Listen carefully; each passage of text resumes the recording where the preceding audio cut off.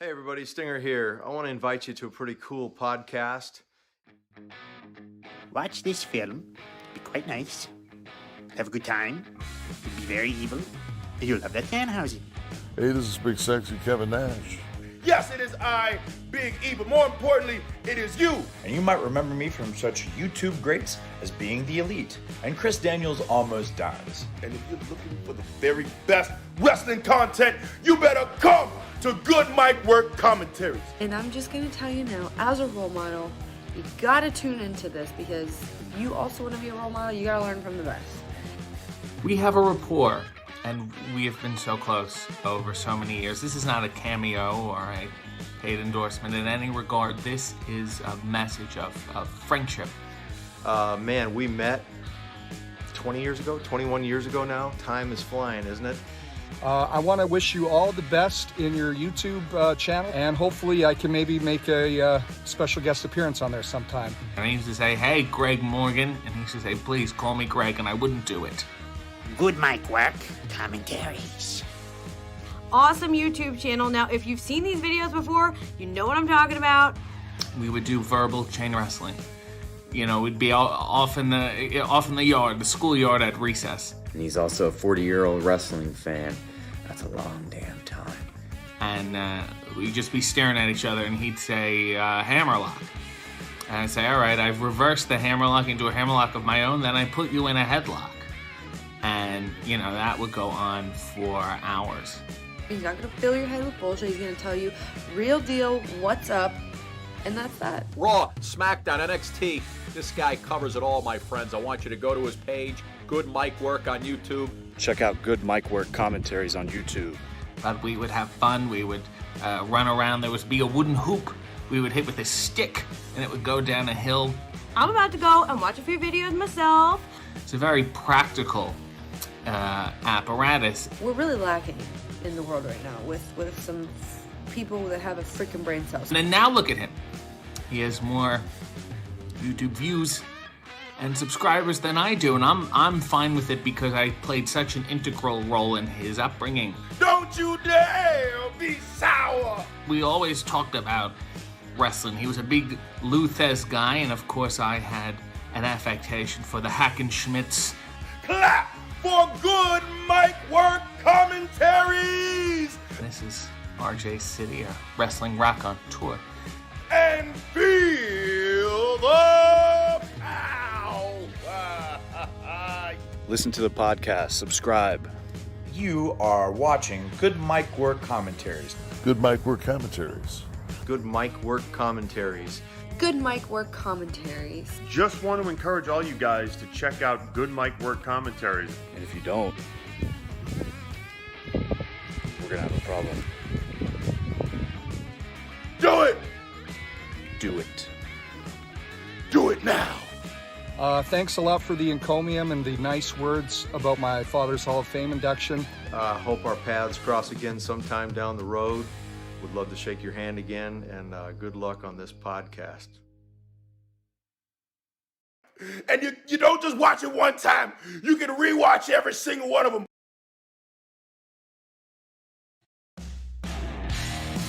And now, Good Mic Work Commentaries and Greg Morgan presents the Winged Eagle Podcast.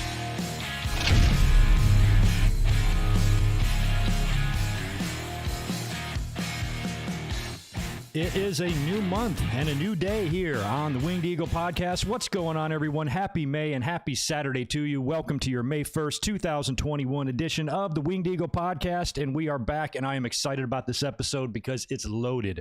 Loaded. And unlike last week, 5 minutes prior to going live, I did not lose all of my notes in a power outage, so I am still bummed out about last week. That was such a mess of a podcast, trying to just go by memory and stuff. Hopefully that will never happen again. We are back fully prepared this time, and I am ready to rock and roll here. We're up an hour earlier. Hopefully you guys did get that message. I did make that known on social media and on YouTube in the past couple of days that we're up here a little bit earlier here on this Saturday because I wanted to allow myself enough time to get everything done before I get to head off and get to work this evening. So it's going to be, like I said, a packed episode, pretty news heavy. There's just a lot of like news tidbits, nothing like overwhelming in terms of, you know, earth shattering news, but just a lot of like little tidbits and news stories floating around out there throughout the week that I want to discuss just about all of them. And of course, we've got a lot of wrestling night results to get into. Really fun Wednesday night and Tuesday night on NXT and AEW. And then last night, we had the big main event, very rare wrestling match appearance for Roman Reigns on SmackDown, putting the title on the line against Daniel Bryan. Of course, he beats him. Daniel Bryan is banished from SmackDown. And we're going to talk about what Daniel Bryan's future could be as well, because I certainly got some ideas. And we're going to speculate on that and really, really hope and keep our fingers crossed that WWE actually does something decent for the first time in the last 2 decades, and lets Daniel Bryan maybe wrap up his career down in NXT and have about 8 dream matches before he officially kind of retires and goes off into the sunset, works and puts over younger talent. I think that would be awesome. We'll talk about that. We'll talk about that batshit nuts referee in NXT who called into that county commissioners meeting spewing out nonsense. That was pretty funny. We got Tony Khan denying the rumors of AEW leaving Wednesday, so that's good news. Mickie James shed some light on her release, spoke on her podcast, and talked about a few things regarding her release, including Vince McMahon calling her and her pitching an all-women show. We'll get into that, and I'll give you my reasons why that won't work. Alberto Del Rio is back in the ring against Andrade in July, so Andrade's first match back in the ring after WWE will be against that scumbag. We'll talk about that. Seth Rollins and the Young Bucks had some fun shit going on this week on social media. We've got some speculation on a Summerslam location. The Young Rock's show on NBC has been renewed for a second season. I want to talk a little bit about the WWE Treasures show that I watched this past week with a really good episode, and we've got a couple of big documentaries out. The Brian Pillman Part 1 is out now, and Two Dudes with Attitudes Untold comes out tomorrow. So I want to kind of discuss all of that, plus SmackDown, plus a Raw preview, AEW this week, NXT, and all that stuff. And of course, talk to you guys and let you know what's going on the channel this weekend and coming up in the next couple of days. The big thing that we're doing is tomorrow. Hopefully you guys can join us tomorrow night at 8 p.m. Eastern, 5 p.m. Pacific. We're going to do a watch along of ECW One Night Stand 2005. I meant to stick a link in the description. I forgot, but you can find it right at the top of my page on the YouTube channel there. You'll see that. We're going to go up tomorrow and do a watch along of that. That is the plan on Sundays to either do, if it's a non-pay-per-view day, to either do a watch along or like a retro review. We're going to try to make that a weekly occurrence here on the channel. So you'll see me every single Sunday and every single Saturday for the most part, except for next week. We're going to do a little scheduling change for next week because I have got some Mother's Day plans with my mother next Saturday, not on Mother's Day, but Saturday, the podcast day. So what we're going to do instead is this coming Friday night after SmackDown, that's going to be our Winged Eagle podcast. I'll be up right after the show. We'll talk about everything we normally talk about, plus we'll get into SmackDown, and there will not be a podcast next Saturday, 1 week from today. We'll be going up one night early. So just keep that in mind. And I'm still working out my schedule. I will know tomorrow by the time we do the watch along, and I'll definitely know Monday by the time we do the Raw review. There's a chance I might be off on Wednesday for Blood and Guts. If I am, we'll come up and do a review on that. It'll be kind of a video week since I won't be up here next week for the podcast. So that's kind of what's on tap and the agenda for this week and all that good stuff. So all that's left to really do now is say hey, hi to you guys in the chat. I want to shout out the patrons, which is another thing that I forgot to do last week because I had no fucking notes. So I want to make sure I show you guys some love there and apologize for missing that last week. And then we'll be ready to rock and we can jump into the wrestling news. We've got plenty of time here. I've got over 2 hours to complete this podcast, so there's no rush. We can chat, we can talk. I can get some feedback and ideas from some of you about, some of the stuff that might be taking place here on all three brands going forward. So anyway, that's where we're at. Hope you guys are having a great weekend. Let me scroll all the way back up at the beginning and say hi to all of the people that were hanging out here from the beginning, like Steven and Melissa and Gerard and Nicola, Real American Nate. We've got William Cullen in the house. George Morris is back with the $5. Hey, Greg, how you doing? Melanie Pillman is unrecognizable in Brian Pillman preview. Dark Side of the Ring, and she has 12 mugshot show photos. Be safe. Melanie's struggled. She always, I'm almost like kind of nervous to watch that. The sneak peek of the Brian Pillman documentaries on YouTube right now, part 1. Part 2 will be kind of like the season premiere on May 6th, which I think is Thursday. And for those of you who have seen part 1, you guys told me it was gnarly, and I'm probably going to watch it tomorrow. So yeah. And I remember all that Melanie stuff well. Melanie was a part of that Brian Pillman DVD right there. She was even on that. She seemed to kind of have it together there. Still one of the most disturbing things I think WWE has ever done is bring her out on Monday Night Raw the day after he died. That still looking back is just unfathomable that happened and that they did that and they thought that was appropriate in any way. Especially with some of the things that Vince was talking to her about. It's just fucking nuts, man. So, I'm sorry to hear that she's struggled otherwise, but I've always known the story about everything else. You know, Brian Pillman's the mother of I think one of his daughters has a very tragic end, and I know Bryan Jr. Is pretty much grew up without even knowing his dad, but yet has done a hell of a job emulating him, and he looks just spitting image of a younger Brian Pillman in AEW. So that's going to be interesting for me to watch that, and I know it ain't going to be pleasant for the most part. But then again, neither was Eddie and neither was Chris Benoit or any of the ones we saw last season either. That's why it's called Dark Side of the Ring. Mohammed, good to see you as well. Deshaun Robinson is in the house. Jet the Hawk, I think I got you already. JL and K-Dog's Kennel is here. Big J is here. Adam, Charlie, Ben, Luigi, Diet, Vodka, or Vodka. I don't know how you say that. Yeah, right on. Okay. I also want to send out a special thank you to all of you who were here last week. You guys made my job easy. Last week's audience here on the podcast was pretty low, so the giveaway that we did for the Sammy for Syria t-shirts with the Dancing Sammy shirts, we gave away 2, and here I'm thinking I'm going to have to spend a couple of hours entering like 200 plus names into this thing. Like fucking 20 y'all entered. It was like the easiest damn thing. So congratulations to Colin and to Dre Leggett who won the t-shirts. As soon as those get to me, I will drop them into mail immediately to you. Thank you for giving me your addresses, and they'll be into the mail to you as soon as they arrive here. So I'll keep you updated on that. And thanks to everybody else that did participate and enter in the giveaway last week. Also, I want to shout out all of our current patrons on Patreon. I try to go through there and update the $10 a month or $200 lifetime pledges in the description. Give you guys an extra shout out down there. If you qualify for that and you don't see your name down there, just let me know. I'll make sure I enter it in, but I think I got everybody. But I also want to welcome and thank Sam Piboon. Thank you very much. JJ, Darren Piper, Nikita Abalakin, Chris Miner, Super Fluffy Toaster, Deshaun Robinson, J Smooth 99, Martin Can, Alex Dredge, Apron Bump Podcast, Dre Leggett, Ellen Carter, Brandon Yelverton, Michael Tong, Nick Musser, Jimmy Anderson, K-Dog's Kennel. By the way, K-Dog's Kennel sponsored a review last Sunday, last week on the Royal Rumble 1993. We were up here doing a live review of that last week, so if you want to check that out, it's on the channel right now. Ryan Y, Devlin Husband, John Redifer, Claudio Clavedetcher, Daniel Rodriguez, Barry MK, Josiah Blevins, Mr. Steve, Scott Moss, John Riffle, Michael Kumo, Naveed, Keith Salyers, Nathan Walker, and Blake Moran. Thanks for all the patronage and all you do. When I look at the relationship manager, as it calls it, on Patreon, and it shows some of the lifetime pledges for some of you, it's pretty incredible. So thank you for the years and for some of you months of support. Really, really appreciate it. Some of y'all go way back. I'm seeing 2015s on here, 2016s. Some of y'all have been supporting, so appreciate that. As always, really couldn't do it without you. Checking over here to Twitter. All right. We're good. We're back. I can be seen and heard, right? 2016. All right, good. Did a sound check. I think we're all good to go. By the way, if you could smash that thumbs up button for me, I would really appreciate it. Try to get the likes up. And yeah, join us tomorrow for the watch along of ECW One Night Stand. And then Monday night, immediately following Raw, we're back up here for a Raw review. So this kicks off 3 straight days of my bald ass. Buckle up. Why don't we get into the news? Let's talk about the news, because there's just all sorts of just random stuff to get into that I want to discuss.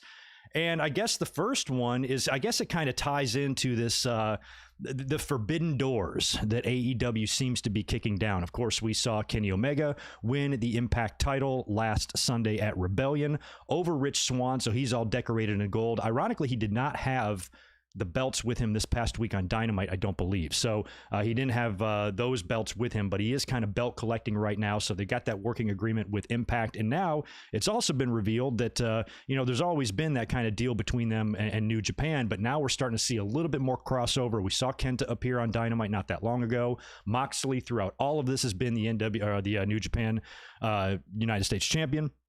So that's nothing new there, but the big news is on May 12th, Jon Moxley is actually going to be defending the IWGP US title on Dynamite against Yuji Nagata. Longtime veteran, used to be on WCW back in the day. He was managed by Sonny Ono. He's a longtime veteran. He's got to be in his 50s by now. I'd probably guess 55, maybe 54, something like that is probably what he is. And Moxley's going to be wrestling on New Japan Strong as well in a tag match ahead of that Dynamite match against Yuji and somebody else. I think he's teaming with Chris Dickerson, I think, or Dickinson. So that's just another kind of really interesting, cool aspect of AEW, is that they really are kind of working with other promotions. And the fact that we're going to see an IWGP title defended in an AEW ring here in the States, that's awesome. There's really no downside at all to that at all, and I think that's great. So I am really liking that AEW is kind of just, they're not scared to really do anything like that, and so far, so good with all that. We saw Mauro Ranallo even call the Omega and Swan match last weekend, which was really fun. So, kind of this mixing is creating a little bit of excitement, and I think WWE has taken notice to that, and they're now concerned, at least according to the Observer, they're concerned that people are going to they're going to have this reputation of not willing or not wanting to work with other promotions, which is kind of the way it is. They never really have. They have occasionally. They worked with AAA in the 90s. They worked with ECW in the 90s. They did the Evolve stuff recently, but never really a full-blown, working agreement. So now there is reports that WWE has been in talks with MLW, so maybe they're trying to get in on a little bit of this action. They might be a little bit too late. I still think there's time for them to do some stuff with Ring of Honor as well, and if they are able to work with Ring of Honor and MLW while AEW works with Impact and New Japan, that's pretty cool, for the wrestling audience, because, things are pretty stale, and especially in WWE, it's just absolute nonsense. It's a chore. It's absolute torture to watch some of their shows with the piss poor writing and the horrible booking and the what the fuck am I doing with my life type of attitude you have when you watch this stuff. This is something that can maybe add a little spice, just a little pepper to the industry, and it can make things a lot of fun for us. Now, Jacob Fatu is the champion over in MLW last I checked, and of course he's related to Roman Reigns, so that could be fun if they ever did any sort of cross promotion there. But I think the word is, according to the Observer anyway, that this relationship with MLW is probably going to be NXT focused, and it's going to be a place to where some of the more or lesser used NXT talent can maybe go down there and get some reps, get some experience, get some ring work. And it's almost as if they're kind of going back in time here a little bit. NXT has now been made as their own personal developmental territory, but now their developmental territory is needing a developmental territory. You know what I mean? So now they're doing kind of like what they did 20 years ago, to where they'd find a local or regional or indie promotion, have a working agreement with them to work with talent, funnel talent in and out, that sort of thing, like they did with OVW and, Smoky Mountain, some in USWA and other places throughout the years. So they've kind of worked with a little bit, and ECW even for that matter. This kind of reminds me of that. So WWE has actually grown so big that apparently this working agreement is a way to give their developmental talent a place to develop. How crazy is that? So that's interesting. We'll see if that does materialize in anything that we see actually on television, or if there's just going to be a more, a type of deal like Evolve, where you just might get a couple of things on the network and whatnot. Now, Court Bauer is the CEO of MLW. Now, he used to be a writer for WWE, so it does make sense that they would work together. And apparently this has been in the works for a little while. Alicia, too, had tweeted out something kind of alluding to some sort of big surprise or big news that she really can't say, and just having trouble keeping her mouth shut about. That was probably what that was referencing here. But, if this is done as a complete reaction to what AEW is doing, then I kind of think they're a little late on this too. I think the money might have been, to have, to get some New Japan talent. If New Japan talent was going to work with anybody, AEW is the best promotion out there, at least here in the States, for them to work with. WWE I can't even imagine or fathom a possibility or scenario how they could work together. The two sides, they're just so different. AEW and New Japan feel like they got a little bit more in common, I suppose, than what WWE does. But, it reminds me of back in the day when WWE, they came in really, really late to the cruiserweight scene. I mean, it took them forever to realize what WCW was doing by going around and taking all of the great international talent from Mexico and Japan and all over the place, and even the great American cruiserweights like Malenko and Jericho and guys like that, and created just this insane cruiserweight division in WCW that was just tearing the house down. WCW had no idea what they were doing, but they had so much damn talent there. When you just put two cruiserweights in the ring and let them wrestle, they had so much talent. Mysterio and Eddie and Psychosis and Juventud and that great just batch of guys. And by the time WWE kind of realized this, they were too late to the party. There was nothing left. The only pickings there was really left was Taka Michinoku, who is phenomenal. Don't get me wrong. He was one of the best ones in the entire world at that time, but that's really all they had. Other than that, it was Bryan Christopher. It was Scott Taylor. It was Scott Putski. They had this weak-ass relationship with AAA, like in late 96, early 97, where they were bringing in Peroth and Cibernetico and Latin Lover. And a lot of these talents were good, but they weren't to the caliber of what you were seeing in WCW. There was much better Mexican talent out there than what they had to offer. So WWE was really, really late, getting to that. And they never really had a good light heavyweight division. And even when the WCW buyout took place and years later, and you move into 2003, and now they're able to get all this talent, they still were never really able to put together the great cruiserweight division package. They have never gotten it right. They've resurrected it here decades later, with the Cruiserweight Classic and the Cruiserweight title now, who is, that's around the waist of a tremendous champion in Kushida, and lately that championship has felt important with Santos holding it for so long, and now Kushida, both of which I love, but really the magic of what you had 25 years ago is nowhere near. WWE's never been able to recapture that ever. So I kind of feel like them kind of being in talks here with MLW, it's just them saying, oh, we can play this game too, like, don't forget about us over here. Yeah, we see you, WWE, trust me, we see it everywhere. You're kind of impossible to miss. So we'll see how that develops in the future, but WWE just working with anybody, I couldn't even imagine being on the other side of that, because they're going to be so controlling. So with this, it feels like it's going to be less controlling. If this is just a place for NXT or developmental talent to go to get reps, there's probably not too much WWE can do to fuck up. But if this ever gets to the point where there's any sort of television time for MLW stars, I just think WWE is going to be so up their own asses that, it's going to benefit nobody but them and nobody else, type of thing. So we'll see. Keep our eye on that, where it goes in the future. Speaking of NXT, that super duper tanned little referee, that Drake Wurtz, I had no idea that he was fucking crazy. So apparently he last week, while he was at the Performance Center, maybe even at work because he had an NXT shirt on, he zooms in to a county commissioners meeting to protest like mask mandates, saying that it makes child sex trafficking easier or whatnot. And he's like breaking down into tears over this. And he's one of these fuckers. He's these QAnon guys or whatever. And apparently this was already known about him. Fightful Selected reported that he was actually suspended sometime here in 2021 after an article by David Bixenspan had surfaced, kind of outing him for some of these really radical thoughts and some of his bullshit. And he was reportedly up for a couple of backstage gigs, like a timer or an agent, producer, whatever, but those jobs went to other people. He's kind of been on the outs, and a lot of people have kind of felt like, it's only a matter of time before he does get out of there.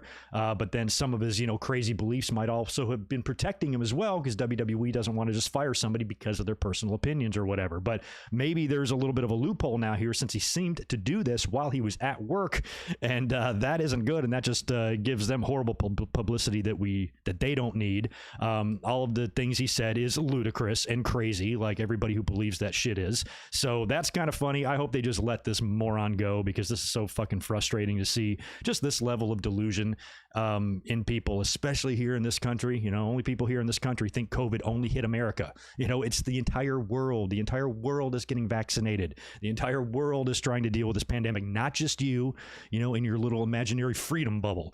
So people like that drive me fucking crazy, and I hope he just never comes back. He seems a little bit too nuts for the wrestling business, and I can't imagine how this motherfucker has any friends at all with just an attitude like that, people who are that just out of their minds. So anyway, Drake Wurtz, go fuck yourself. Hope I never see your short little tanned ass again. Tony Khan was on Busted Open Radio to address the rumors of AEW potentially switching nights, because TNT apparently has locked down the NHL deal, and NHL has got big, games on Wednesday nights. So that kind of got everybody wondering, and how ironic that was, because USA Network was rumored to get those, and that was part of the reason why fans felt NXT might be bumping over to Tuesdays. If it turned out that TNT now takes the NHL games and then bumps AEW to Tuesdays as well, that would be crazy. But Tony Khan said that will not be happening. They have a contract with 2.5 years left on TNT. They will not be going anywhere. So whatever they're going to be doing with the NHL games, they're going to have to figure that shit out. And Wednesday is their home. And he said that they've developed an audience there. He's right. I don't want to see them switch nights this early. I understand that, TV deals are volatile and they can change with, after each deal expires, and things might have to be moved around or whatever. So to think that AEW is going to be on Wednesdays for the next 20 years is probably unrealistic. But, at least for the meantime, they can stay here for another 2.5 years and really develop this audience. And then when it comes time for a new contract or whatever, if they have to switch nights, Tony Khan said he would be open to it if it benefited AEW. So we'll see one day in the future if they do switch, but at least for the next couple of years, they're safe on Wednesday, which is good, because once you start, for somebody who does YouTube and stuff and podcasts, whenever wrestling companies constantly change their shit up, all of us kind of readjust how we do this stuff. So if SmackDown or show ever moves to Saturday, I'm probably gonna have to adjust this podcast and start doing it on Mondays or Sundays, or I don't know what the fuck. So the longer a show stays on a night, the better. And I'm glad that AEW, at least for the time being, is staying put. I think that's the right call.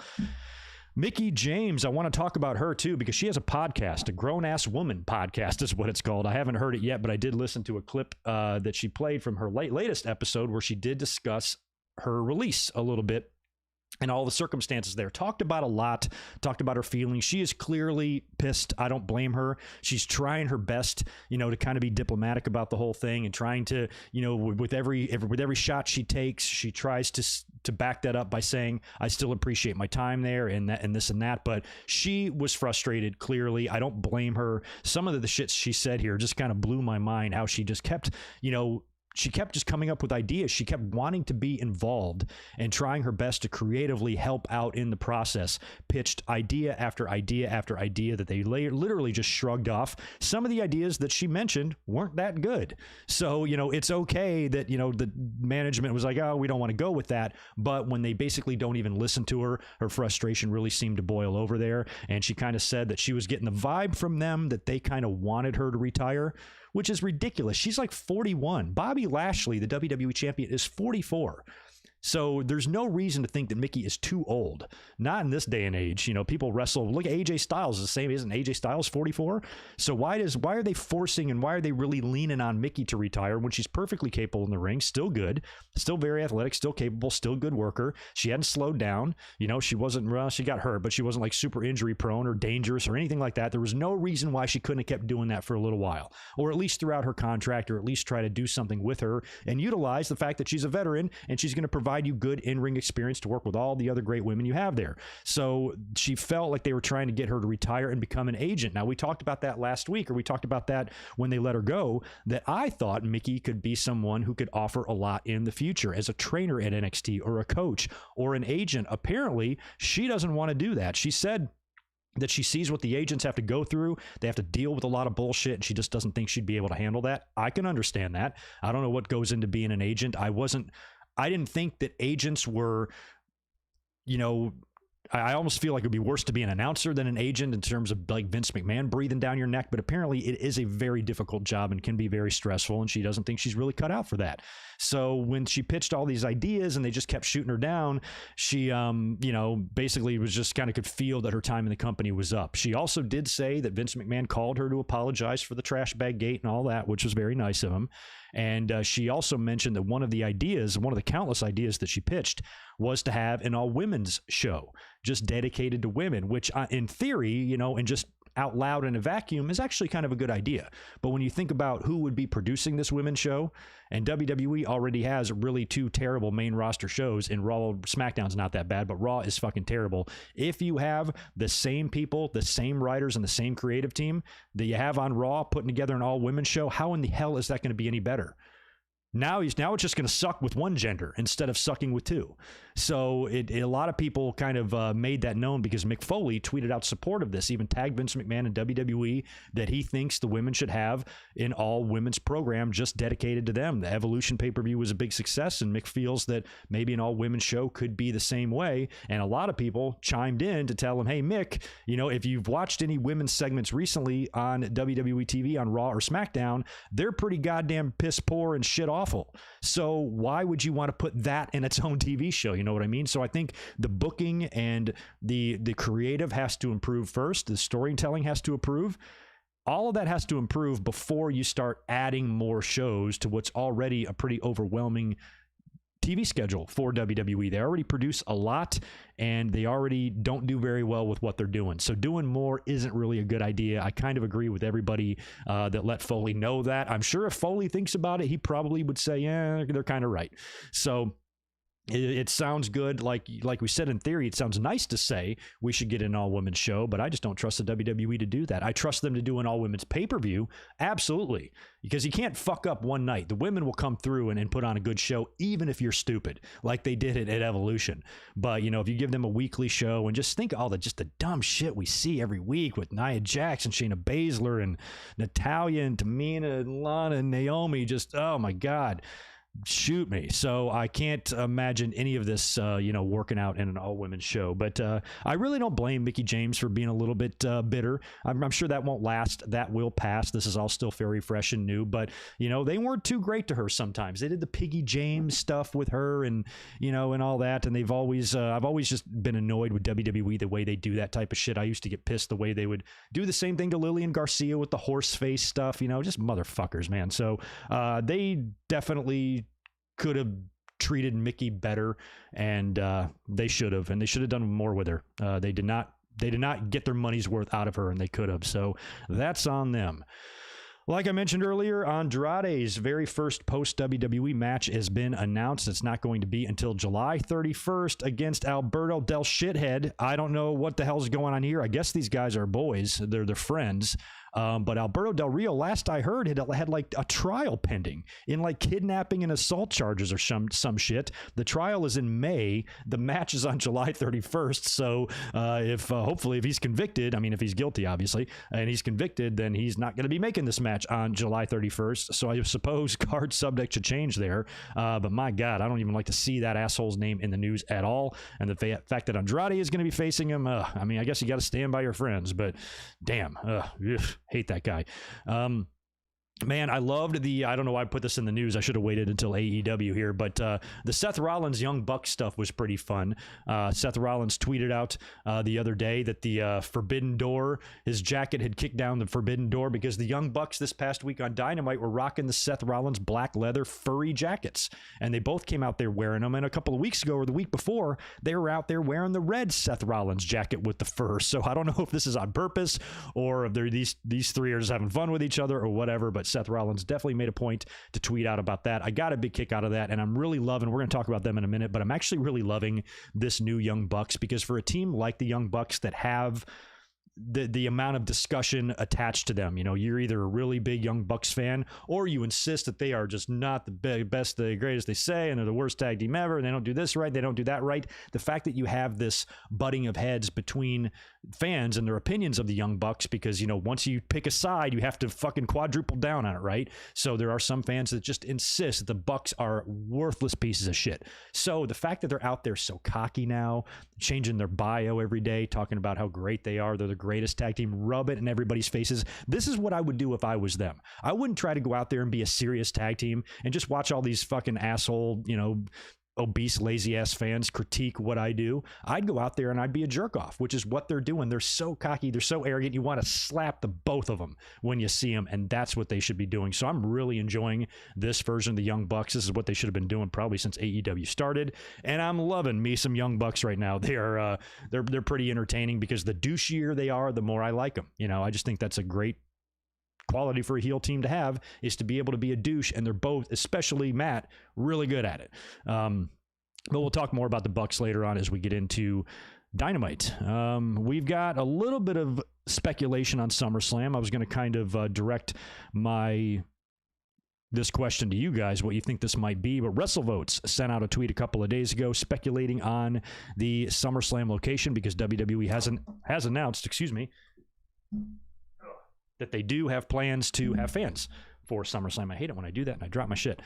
They do have plans to have fans at the SummerSlam event. So WrestleVotes tweeted out the following: hearing a hot SummerSlam location rumor that would excite a ton of people, but not at liberty to disclose yet, simply because those discussions are still in flux. However, considering many cities are starting to lift restrictions, I wouldn't expect any announcement prior to June. So we won't get that anytime super soon, but this does start sparking some discussion, some speculation of where this could be. I don't know about y'all, but I'm sick of Florida. Plus, no more outdoor shit in Florida, because you're going to get rained out again. So based on some of the responses I saw on this tweet, it seems like the one big city that's standing out above all of them is Vegas. And Vegas, I think, has got that new stadium that's complete. I would also say here in LA, but I don't think this one's done yet. And it wouldn't be able to be here in San Diego because it's baseball season at Petco will still be going on, or at least the end of the season would be. And that wouldn't make much sense. Vegas makes a ton of sense. It's outside. It's going to be super warm. It's sunny. There's zero chance of rain. You'd be outdoors as well, which would be a lot safer. And I think that would be a great, great, great location above any other location to put SummerSlam, especially with an outdoor show, an outdoor vibe. I think that would be really nice. The show would start as it was still light out a little bit. It would probably look pretty cool. So I am really hoping that that's where it turns out to be. If not Vegas, I don't know where else it could be. If you guys have any ideas, let me know. But I kind of think that city above all else stands out. Be kind of cool to go to that. It's about a 5 or 6 hour drive from me. I could probably make it, but we'll see. Hopefully we'll get some word on that in June, and that's going to be exciting. SummerSlam in Vegas. I hope so. It might not even be Vegas. It might just be Orlando again or some shit, but I am really wanting them to get out of that damn state and just get out there in the world a little bit. So that'll be nice if that winds up happening. That will probably be the first show with fans. I don't think WWE is going to attempt anything prior to that, but they might. You know, August is still a ways away, and the world is starting to come back to life a little bit, so we might see it earlier than that. But either way, we're probably stuck with a few more months of the Thunderdome, and I'm ready to get rid of that Thunderdome as well. As we'll talk about here on Smackdown in a minute, what's that throwback show all about? They can put the oval screen in the Thunderdome. That would be cool, but I don't know how you can do a throwback show without fans, but we'll see. We'll see what they do. Thought it was worth mentioning here that Young Rock on NBC has been renewed for a second season. I am yet to check out episode 1 of this show. A lot of people said it's pretty funny. It's pretty good. I have not watched it all yet, but now that the first season is in the books and the second season is in the works, I'll check it out now because it seems like it's a good show. I'll do my best to get a look at that at some point, try to binge watch all of them and see how good it is, because some of the casting for that looked amazing, especially Ada, or Rock's mom. It's spitting image of her. So they did a really good job by casting that show from the looks of it. And it'll be interesting to check that out. I also want to talk about the WWE Treasures show on A&E. These are kind of being released in conjunction with those biographies. Now, I checked out the Roddy Piper episode last week, which was really good. The next one is Macho Man Randy Savage, which I guess is going to be tomorrow.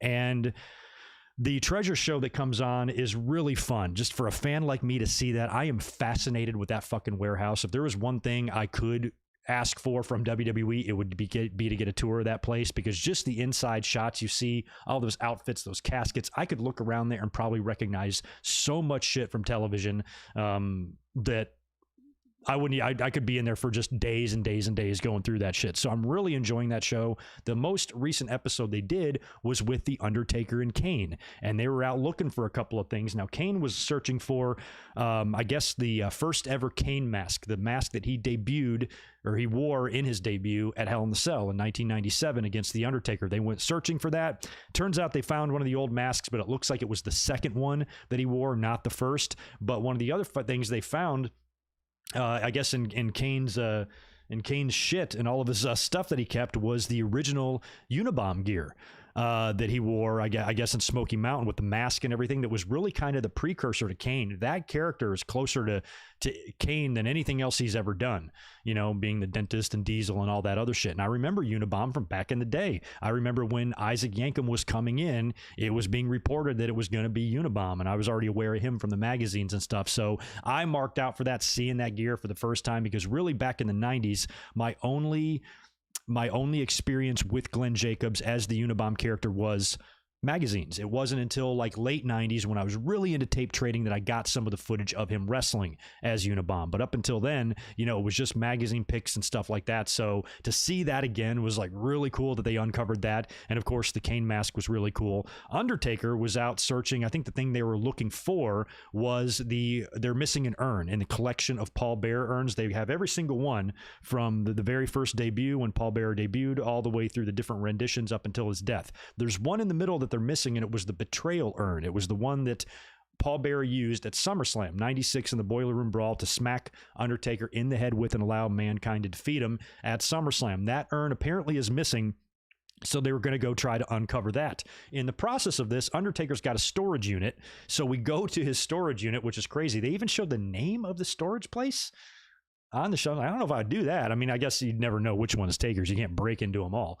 But they kind of showed where his shit was. And he's pulling out a bunch of stuff. And he pulled out the original Undertaker hat, like the 1990 through 1993 black hat. And he put it on. It was cool. They were just kind of sitting outside. That was really cool to see. Also, they uncovered his original purple gear, and they talked about the significance of the purple gear, how he changed from the long black trench coat to the purple tie and the gloves and all of that, and what that meant for the character. Really, the reason that I always felt that that was done is so you could tell the difference between the two Undertakers at SummerSlam 94. You knew which one the babyface one was in purple, because even though Bryan Lee wasn't a spitting image of Mark Calloway, you could tell the difference between them, but maybe up at the top cheap seats or a little further back from the ring, you probably couldn't tell who they were at all. So when Undertaker came out there with the purple, I'm like, that makes sense. Now you can distinguish which motherfucker is which. So I always thought just after that, they kept the purple gear, but they kind of spun it as it was like a character evolution for him, which it was. But I don't know, had they, I don't think that if they would have never done that Undertaker versus Undertaker match, I think he would have kept the gray. And I actually loved it when he brought the gray back at WrestleMania 13, because he was done with that gear after the betrayal, after SummerSlam 96. After that, he stopped wearing the trench coat and the hat, and then he came out, he debuted as like Batman at Survivor Series or whatever. So he changed a lot after that. So it was kind of interesting to see that, and he actually put it on. He wore it, which was just super cool to see. And the other thing that he pulled out, it was in a bag, and it was funny when I was watching it, they cut to commercial. Like he was about to pull it out of whatever he's got in his hand, and they go to commercial, and I immediately said out loud, I'm like, that's the mask. That's the white mask, I bet, from 96 or 95 when he got his orbital bone crushed. And sure enough, we come back to commercial, he opens up the bag and he pulls out that phantom mask that he wore because Mabel, I guess, had crushed its orbital bone. And I remember that, back in 95 when he unveiled that at Survivor Series, and we're all like, what the fuck is that? And he only wore it from Survivor Series to the Royal Rumble. That was it. Debuted at Survivor Series, and Bret Hart ripped it off his face at the Royal Rumble, and that mask was never to be seen again. So we only needed to wear it for 3 months, but a lot of fans remember that, and the fact that it was there, and he hadn't seen it in so many years, and just to see that again, that was 25 years ago. It was a quarter century ago, and I remember it like it was fucking yesterday. So it was really cool to see that. It just brought a big smile to my face. I'm just loving this show because, I just love some of the history here. So he put that on too. The fact that Undertaker wore all this shit and put it on was pretty cool. So I am absolutely in love with the Treasure Show. Can't wait to see more of it. Obviously, it's staged as fuck, but I don't care. It's cool to see a lot of these, these relics, restored. And I hope WWE one day, they keep talking about how they want to preserve these artifacts so they can live on through the WWE universe and stuff. I hope that means they're building some shit. This warehouse is massive, but if they would just build a physical Hall of Fame, they have so much stuff available to display that I think they could just bring in gobs of people. Even if they put it in Vegas or Orlando or wherever they did, I would make a special trip to go to it.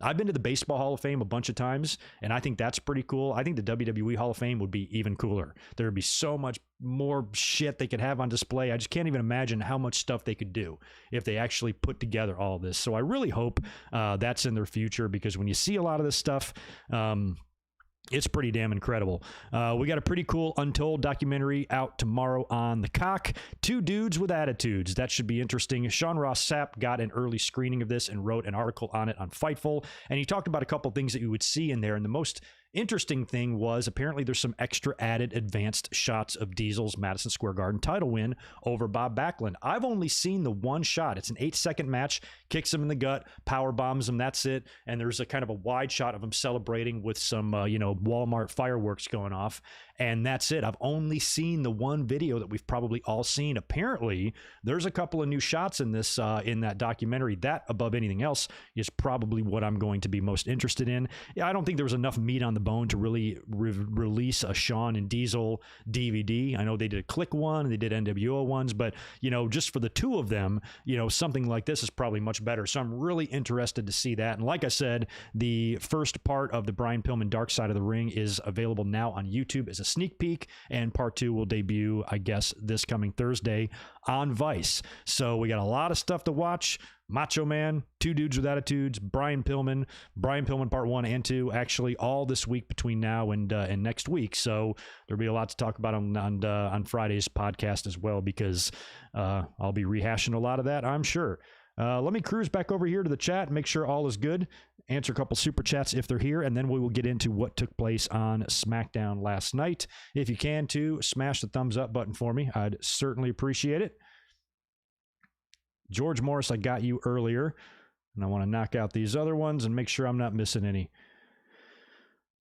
Where's that yellow one? There you are, Chris. Good to see you, man. Welcome back. Appreciate the $10 from you. It's funny because during the Attitude Era, WWE boasted their youth. Rock, Triple H, Hardy's, Edge, and mocked WCW for having all these guys over 40 as their main stars, and now all the youth is in AEW. I know they're pretty hypocritical. It was pretty funny how they considered, Hogan and Savage to be dinosaurs when they were 44 and 46 during the NWO days. Now, they were balding, and Hogan, Savage was always still really athletic even into his later years, but Hogan wasn't really the most gifted athlete even in his prime. So by the time they got to WCW, remember the Billionaire Ted skits where Hogan's out on the walker and shit. Now, you got Goldberg in his 50s, you got Undertaker in his 50s, Shawn in his late 40s. All these guys wrestled so long, and they made such a big deal. But that's the way it was. Like 20 years ago, 40 was old.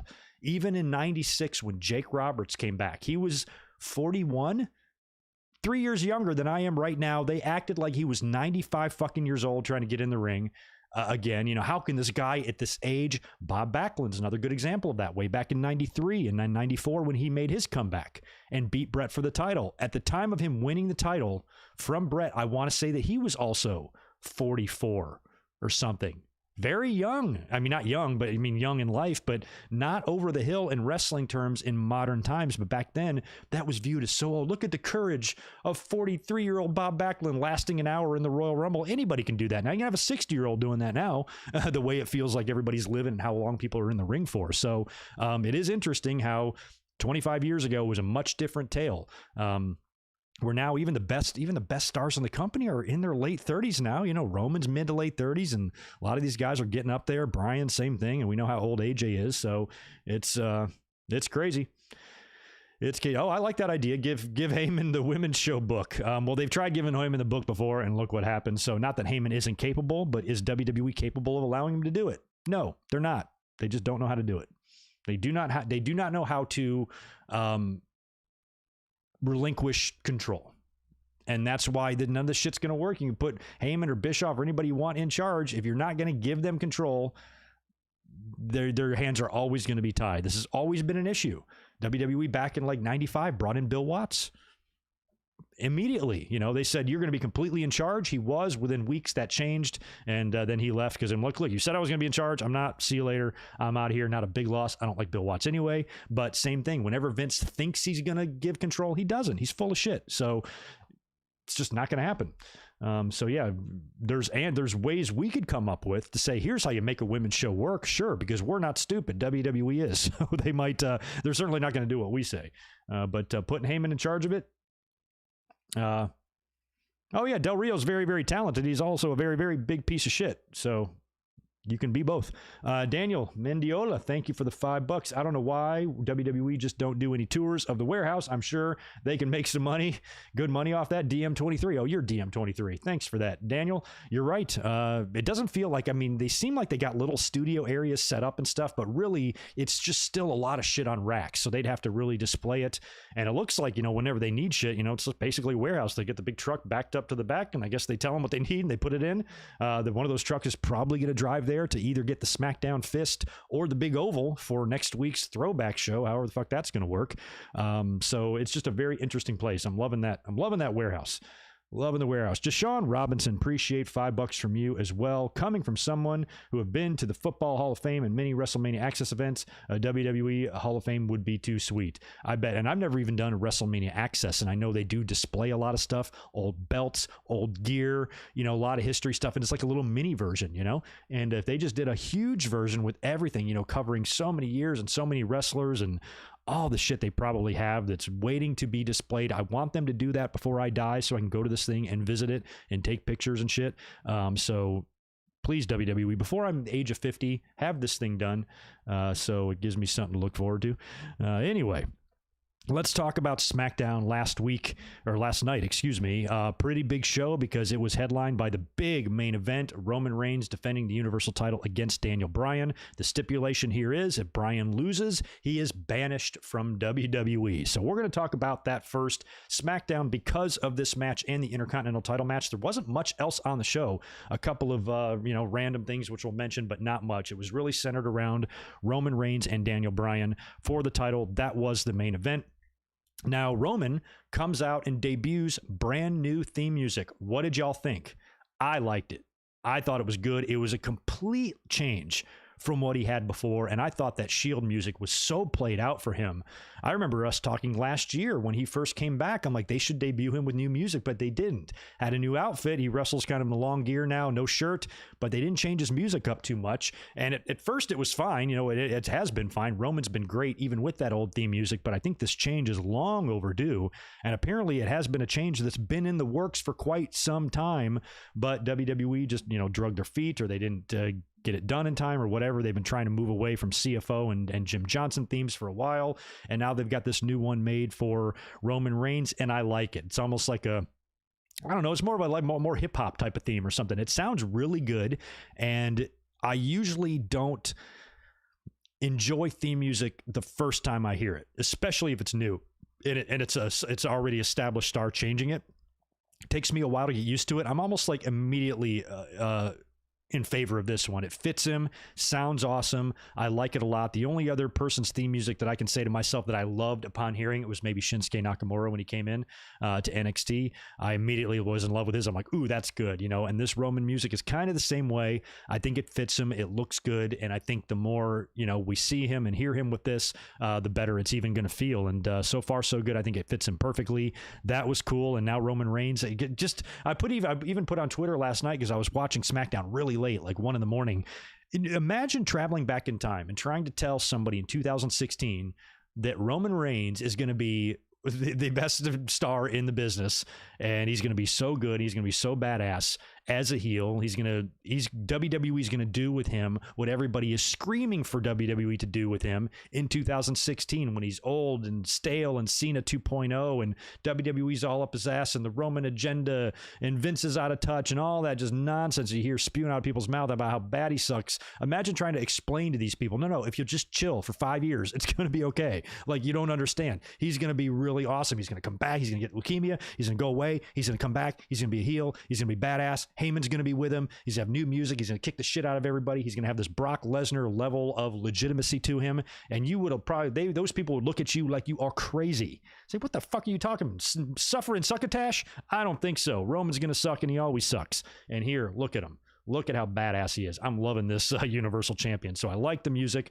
The match with him and Daniel Bryan was phenomenal. I like that Roman Reigns very rarely wrestles on SmackDown, and if he does and when he does, it has a big feel. It had a main event pay-per-view-ish type of feel last night, which was really cool, and especially when I thought for sure there was going to be Edge and all sorts of interference, and we did see some, but not as much as I thought we could see. We did just see a straight-up match. Daniel Bryan fought his ass off, fought to the bitter end, had Roman on the ropes a bunch of times, very, very close to beating him, but in the end, Roman's able to lock in the guillotine, and Daniel Bryan passes out. Of course, he would not give up. He would not submit and voluntarily give away his SmackDown career. Instead, he passes out. Referee has no choice to ring the bell, and Roman Reigns retains the title, and Daniel Bryan is now banished from SmackDown. Roman Reigns tries to finish the deal with a concerto. Cesaro comes out to make the save. He fights off Roman, starts kicking Roman's ass. I really feel like we're going to get a Cesaro and Roman Reigns backlash match now because Cesaro and Seth are wrestling next week on SmackDown. And then after that, Seth might move into something with Edge based on what he said on Talking Smack last night. But I think that we're going to get Roman versus Cesaro. Cesaro is going to try to avenge his friend Daniel Bryan, because when Cesaro is kicking the shit out of Roman Reigns, he's then attacked by Jey Uso, who then attacks Cesaro. Roman gets back in the ring. Jey and Roman kind of tie Cesaro up in the ropes and hold him there and make him watch as Roman Reigns delivers a concerto to Daniel Bryan, braining him right there in the middle of the ring and essentially just ending Daniel Bryan forever. So that's the end. Show goes off the air with Roman kind of standing tall there, and that is the end of Daniel Bryan on SmackDown. Now, what does this mean for Daniel Bryan? That's the big speculation here. That's what I've been thinking about ever since this match was made, because we knew Bryan wasn't going to win it. So ever since last week, the talk has been started. Daniel Bryan's contract, the best that we understand, is up sometime later this year. I think at like the end of the summer, in a few months. He said years ago when he signed this contract, this would be his last one. I kind of hope he kind of re-signs for another year or two, but it's probably not looking likely. I feel like things are starting to form together and we're starting to get a picture painted for us, but we might be wrong about that picture. I don't know. So with Daniel Bryan's contract up in just a few months, what are the options here? Does he, number one, sit out the rest of his deal? I don't think so. This guy was in the WrestleMania main event. Here he's got another title match on SmackDown. He is, at the very, very top of WWE's top storyline, really. And all of a sudden, abruptly, he's just going to sit out his last few months instead of like kind of going out. I mean, not that this couldn't be a good, closing match for Daniel Bryan, just being sent out of the business by the top guy. That's fine too. But I think there's a little bit gas left in the tank. So I think him sitting out the rest of his contract is unlikely. I think what's very likely is he turns up on Raw, but I'm going to be pissed if he turns up on Raw because I don't want to see him on Raw. Raw sucks. I'd rather just keep him on SmackDown. I don't think he's been there a while and he's done a lot, but moving him to Raw in that shitty system, and that's where he's going to finish off his career on this terrible show that we have to torture ourselves watching every Monday. That's not how I want to remember Daniel Bryan. Or is there this third option that's been talked about a lot, and that maybe he could go down to NXT and spend the last few months of his career putting over every motherfucker he possibly can down there? And think of the dream matches he has waiting for him in NXT. This dude can main event every TV, every Wednesday. He can main event every takeover, which is only going to be a couple between now and the end of the year. But think about the matches he could have down there with Tommaso Ciampa, with Johnny Gargano, with Walter, with Kushida, with Kyle O'Reilly, with Adam Cole. Well, I guess him and Cole have crossed paths. And the biggest one probably is Pete Dunne, because as we'll talk about here later when we talk about NXT, Pete Dunne's been doing this prove me wrong type of thing. He's kind of got this Chris Benoit thing going on, claiming he's the best wrestler. He's the most badass wrestler. Nobody can touch him in the ring, and he's daring people to prove him wrong. He's talking an awful lot of shit. I think at some point, Daniel Bryan's going to come out there and try to prove him wrong. And imagine that, Pete Dunne and Daniel Bryan. So I certainly don't want to speculate or speak for Daniel Bryan, but here's what we know of him. He's a pretty cool dude. We know that he's that. We also know that he really has a genuine interest in helping out talent of the future. He's gone to bat for people several times. He's tried to do what he can for people on the main roster, like Drew Gulak and others, but it's never really materialized to be that much because he's been confined by the powers that be on the main roster. So what if, and I'm just saying what if, Daniel Bryan seems to me like he's the type of dude that would go to Triple H and say, look, I want to wrap up my career. This is going to be the end. I'm going to retire. I got 4 months left, 5 months left. I want to go to NXT and I want to work with 5 or 6 guys down there before I leave. That would mean a lot to me. I would feel like my career meant something and it would be a perfect way for someone like me to go out. He doesn't need to be Shawn Michaels main event WrestleMania losing to The Undertaker. This feels something more along, the American Dragon Speed, is doing something like this and seems like more in line with his personality and who he is as a professional. So I wouldn't be surprised if a story at some point emerges that says that Daniel Bryan approached Triple H or Vince McMahon or whoever and said, can I do this? And WWE, doing the one decent thing they've fucking done at all in the past couple of decades, actually obliges Daniel Bryan and allows him to go out the way he wants and have a good time on his way out the door, kind of, almost coming full circle. He made his name known as being one of the best in-ring workers in the world. Before he got to WWE, he was known as the best. All the work he did with Ring of Honor and all these other places, he already had that reputation to come full circle and close his career much in the same way.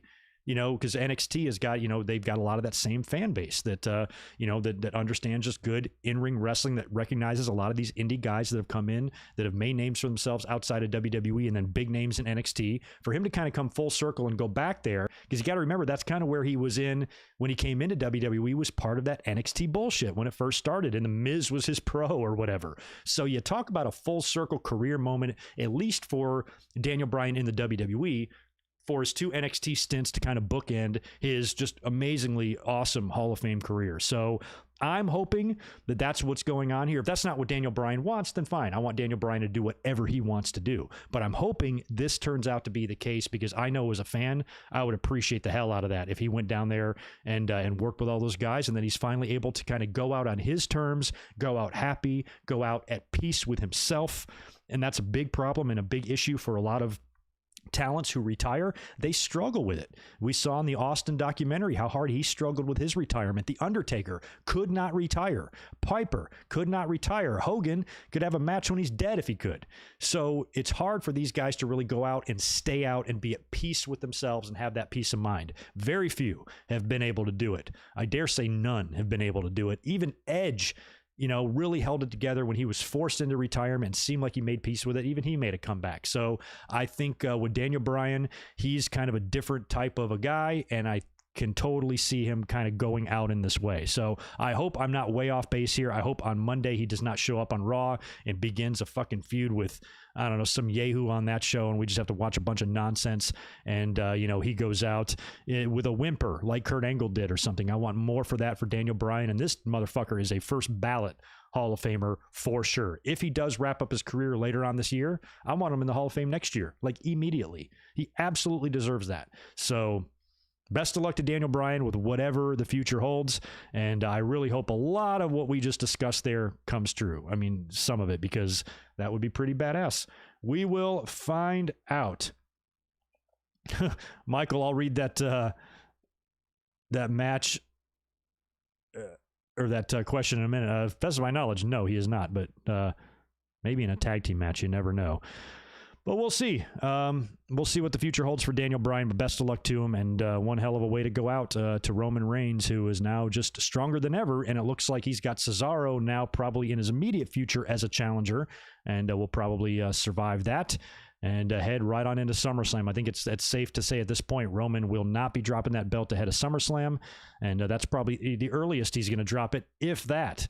And I'm telling you, just now that you add that new dimension to him with that new music, just really just upping his persona and his everything just that much more, and his presence. Like, what is gonna happen? I get so annoyed at these fans. I don't want to see Brock and Roman again. Listen to yourself. How can you possibly fucking say that? It would be so awesome to see these guys now face to face and see Roman with this attitude and Brock, and oh my God, and what that could mean. It would be so fucking awesome. I'd also like to see Brock and Lashley, but Roman and Brock, there is such a story there now with Roman and his dominance, and Heyman kind of being in the middle there. I really kind of hope we get something like that soon, and SummerSlam might be a good place for that. So we'll see. But right now, Roman is looking pretty goddamn strong. We also had an Intercontinental title match last night as well. Apollo defended against Big E. You kind of had a feeling we weren't going to get a title change here. We didn't get that. Big E actually hits the big ending on Apollo, but Commander Aziz pulls him out of the ring. The ref DQs him. And then they just start kicking the shit out of Big E. Kevin Owens comes out to make the save, but then Sammy shows up and Haluva kicks Kevin Owens, knocking him out. And then he's kind of celebrating there with Aziz and with Apollo. And then they beat him down, and Aziz gives Sami Zayn the Nigerian nail. So no title change there, and Apollo is still your IC champion. We had Chapter 2 of Aleister Black's story time, or whatever the hell this is. Another vignette with him, basically just hyping up his return. Really excited to see him. And just a really ridiculous, typical trope, although this did end with a mixed tag, which isn't that typical, but we get a Bianca Belair promo interrupted by the Dirty Dogs. Then the Street Profits come out because they're mad that the Dirty Dogs interrupted Montez's wife, and then Bayley comes out and they're all just jaw-jacking. You go to commercial, you come back, you got a mixed tag, Street Profits and Bianca defeating Dirty Dogs and Bayley. And I think there was a Tamina match on there too that I didn't fucking pay attention to, and that was pretty much your SmackDown in a nutshell last night. Big win for Roman Reigns, and big speculation now for Daniel Bryan.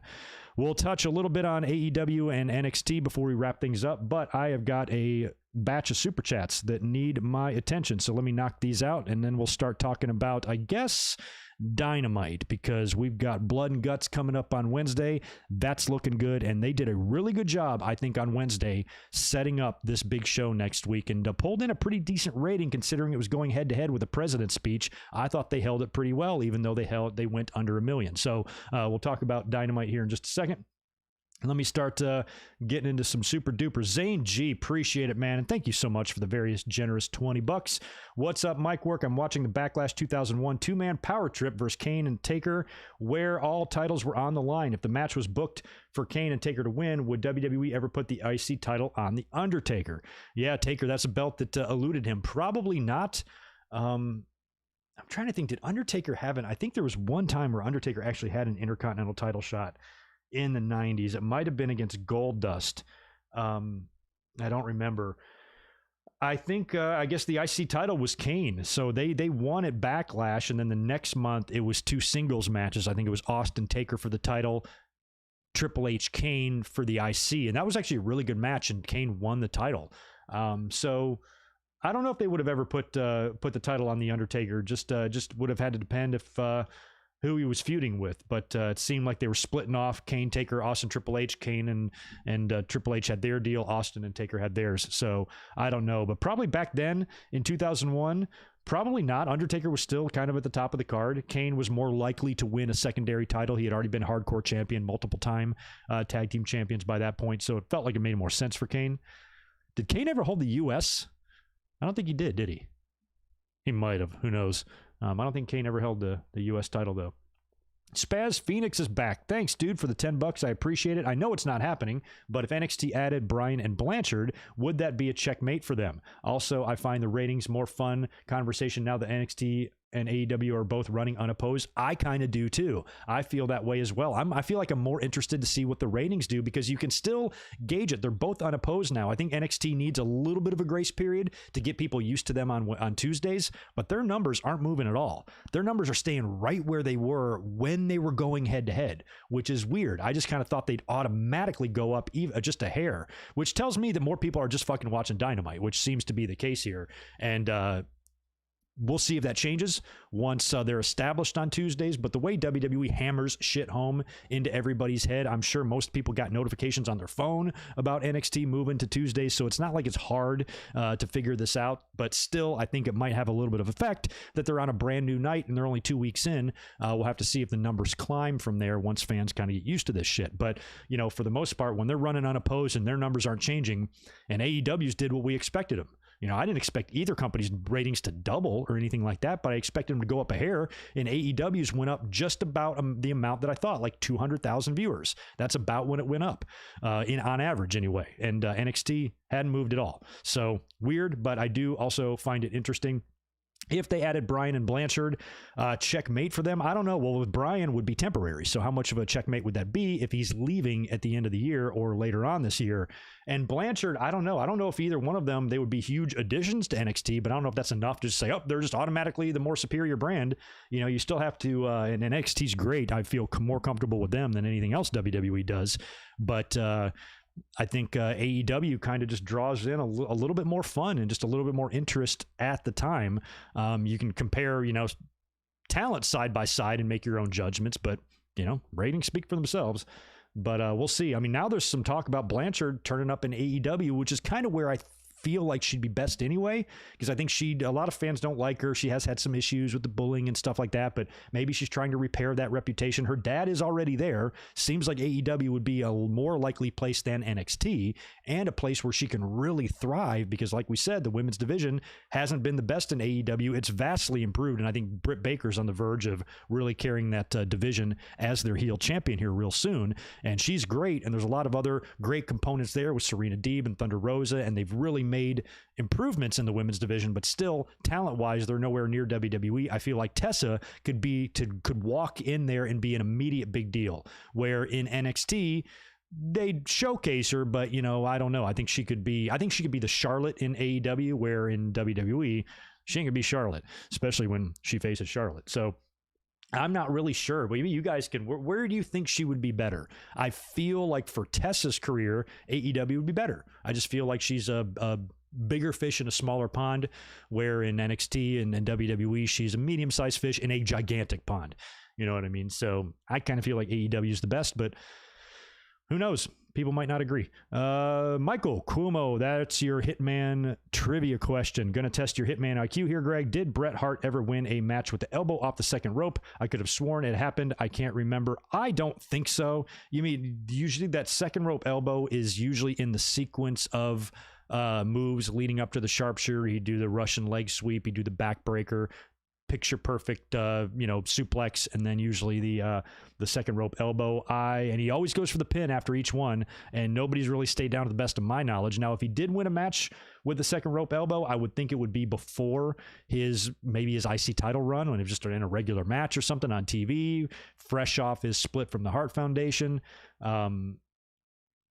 I've seen him do because his elbow off the middle rope, he would basically just drive the point of the elbow. I've seen him try to come down on his shoulder before, and he's missed, and younger in his career. So I'm going to say no, but there might be a match that floats around out there. Certainly nothing on TV or pay-per-view for sure. Bret Hart's never won a match like that, but who knows what they've done on the house show circuit. I don't know.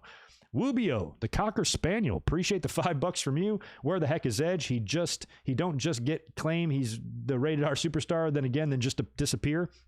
He'll turn back up. I kind of thought he'd turn up last night in that main event, especially during the Concerto stuff, but he didn't. I also thought we might get a Daniel Bryan and Edge match at Backlash.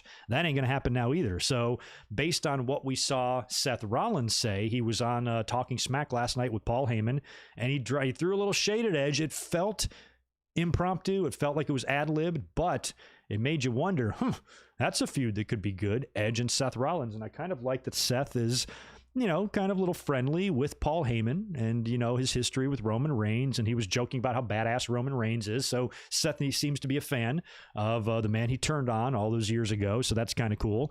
And of course, we know that Seth had Brock Lesnar's number when Heyman was with Brock. So it was kind of interesting to see them two together and their dynamic on Talking Smack. But Seth did, throw a little shade at Edge. And maybe that could be our program this summer is Edge and Seth Rollins. I wouldn't entirely hate that. So we'll see what goes down in the future. But in the immediate future, Seth has got Cesaro next week on that weird-ass throwback show.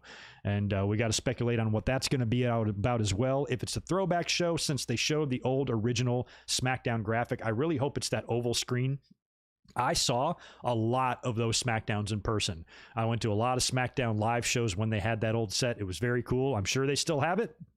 If there is a way to set it up in the Thunderdome, I suppose. But I'm like, when I saw this throwback show, I'm like, what are they going to do? Just put the fist in the Thunderdome? A lot of fans want the fist, but the fist was not the original set. The fist was like the second set, which I remember when that debuted, I thought it was a little weird. I'm like, why is there a big fist there? I didn't understand what all the shit was on the side. It took me a while. I'm like, oh, I get it. It's glass and it breaks through the glass. I thought it was just a fist.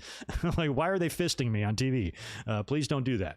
So we'll see if it's the oval or the fist. Either way, it looks like there's going to be some sort of a throwback show. I would much prefer this take place with fans.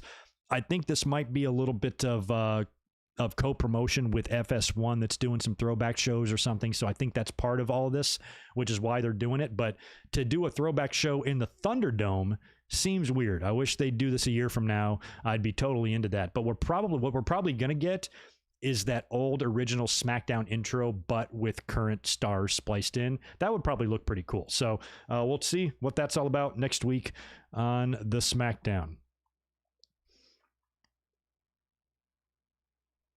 King Little, Brett, most boring wrestler ever. You're the most boring wrestler ever.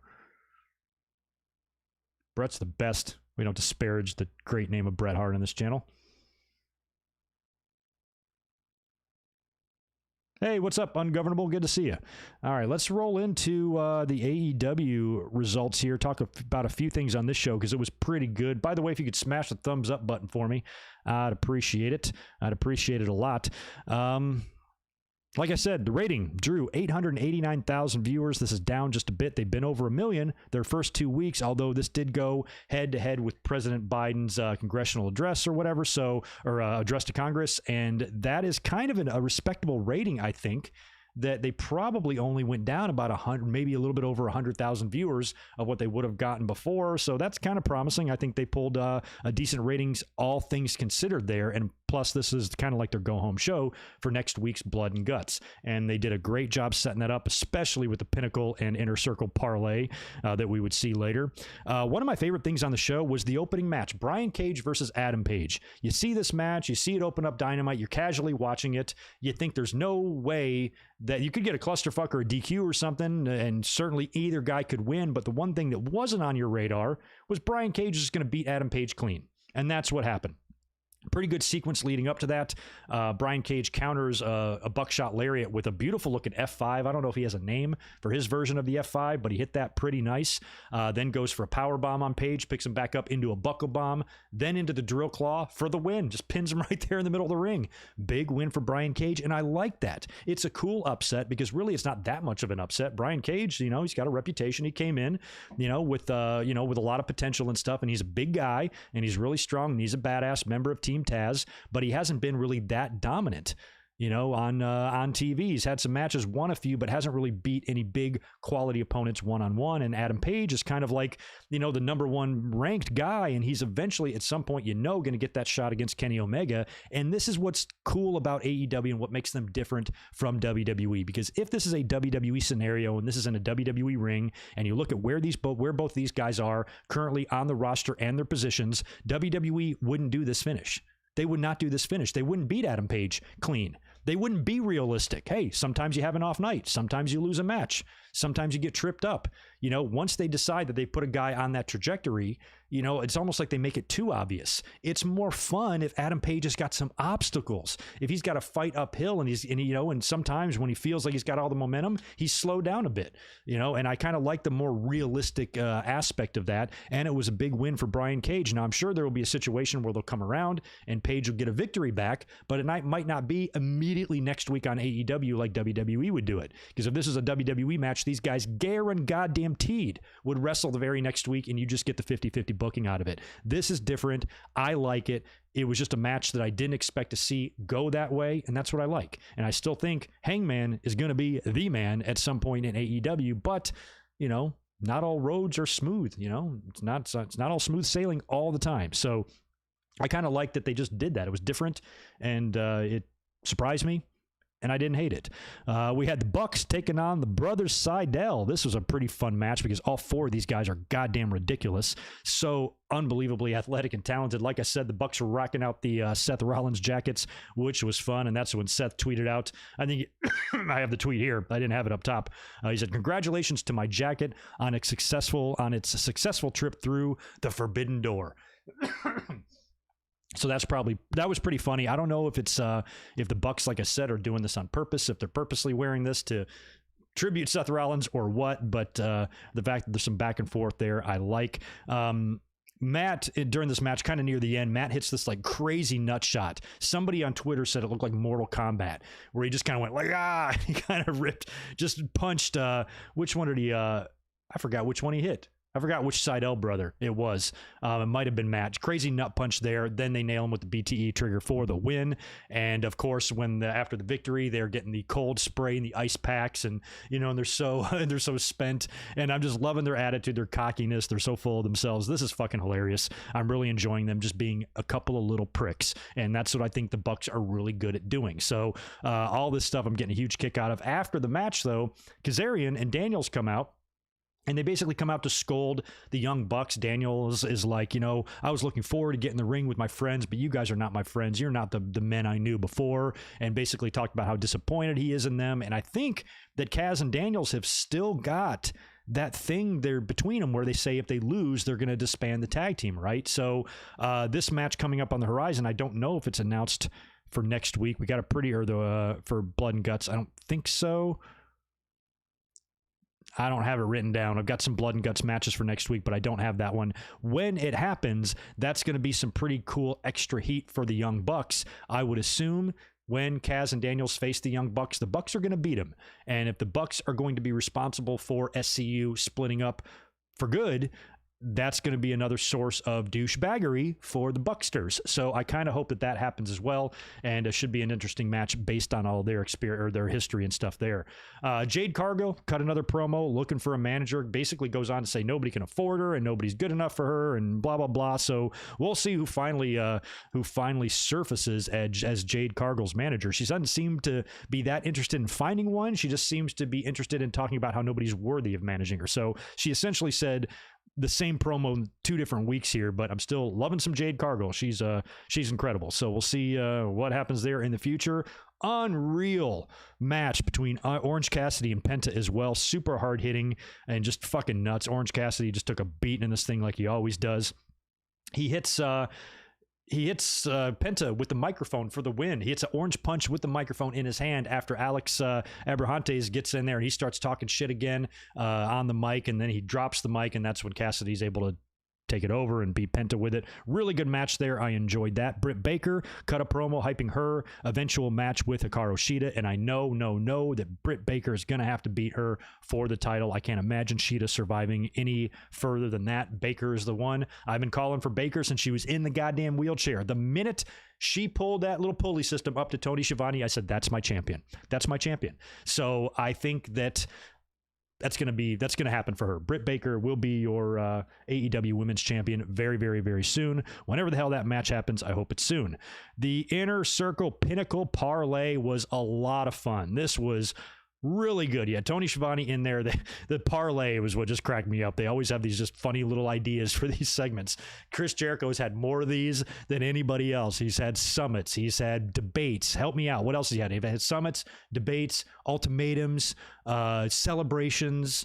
There's got to be at least 6 or 7 of these things that he's had. So they're all in there together, both factions, face to face. Tony Schiavone is in a bad neighborhood. I'm surprised that he was brave enough to be there. It's probably the earring, makes him such a badass. Shawn Spears speaks first, talks shit to everybody. Sammy Guevara retorts and tells Shawn that he was a failure. He's a failure here, and he's a failure where he used to work, which I like that. A little shot taken at Spears. And Sammy goes on to say, you know what? If you want me, I'll volunteer to start Blood and Guts. So Sammy is going to be the first one in the ring for Blood and Guts, and I guess it's probably going to be him and Shawn Spears first. Then we had FTR taking their time to talk shit to Proud and Powerful, and then MJF and Jericho finish up. MJF, kind of reiterates that he's coming after his spot. Jericho retorts, talking about his experience and referenced what MJF said last week about how he's, at the top of AEW at 25 when Jericho was still jerking curtains in WCW. But then Jericho schools him a little bit, and Jericho's right. He had a long career, and he was main eventing all over the world prior to even getting to that curtain jerking job in WCW, which at the time was a much bigger stage than AEW is. So he kind of puts MJF in check there, which I like. And he said, the Inner Circle has been family since day one. We've been together. You've only known these jack-offs for a few weeks. And he brings up a good point there that the Inner Circle is a stronger faction. They have a stronger bond. They really have survived the test of time. Talked about how he made Sammy Guevara quit. He was so upset. Proud and Powerful's always had my back. Jake Hager had my back when there was an assassination attempt in Abu Dhabi in 2012 or whatever the fuck. So he really went on to talk about how they are a tight-knit group, which kind of to me raised a red flag about what's going to happen at Blood and Guts, because you feel like on one hand, Inner Circle needs to get their revenge.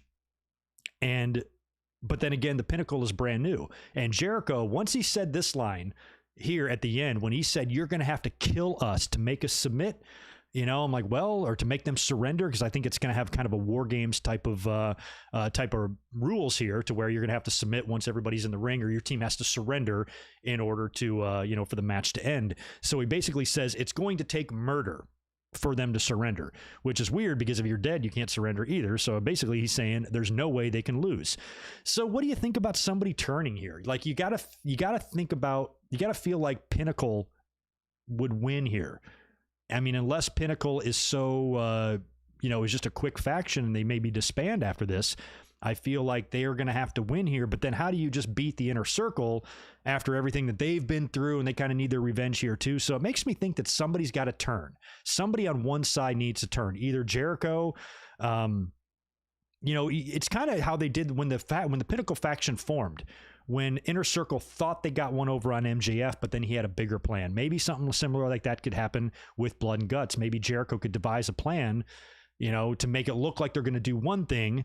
So MJF reacts to it, and then they turn around, sneak in the back door, and do something else, where they kind of anticipated that, or they trick them or whatever. So it could be that way, to where Jericho just uses his superior experience, because he's twice the age of Maxwell, and all the things that he's done and the dirty tricks he's done throughout the years to get ahead. He can apply a lot of that here and outsmart the younger guy. Wisdom, always beats youth. Experience always beats youth type of thing. So it could just be that way, and the Inner Circle could just beat these guys. But I think it would almost be more meaningful if you had some sort of a turn or a defection. I don't know how you pull that off in a blood and guts war games type of atmosphere, especially if the person that's turning, is in there the whole time. It would have to be a deal like they did in 97, where at Fall Brawl, when Hennig, was on the side of the Horsemen, and then he joined the NWO and jumped in there and turned on everybody. It might be something like that.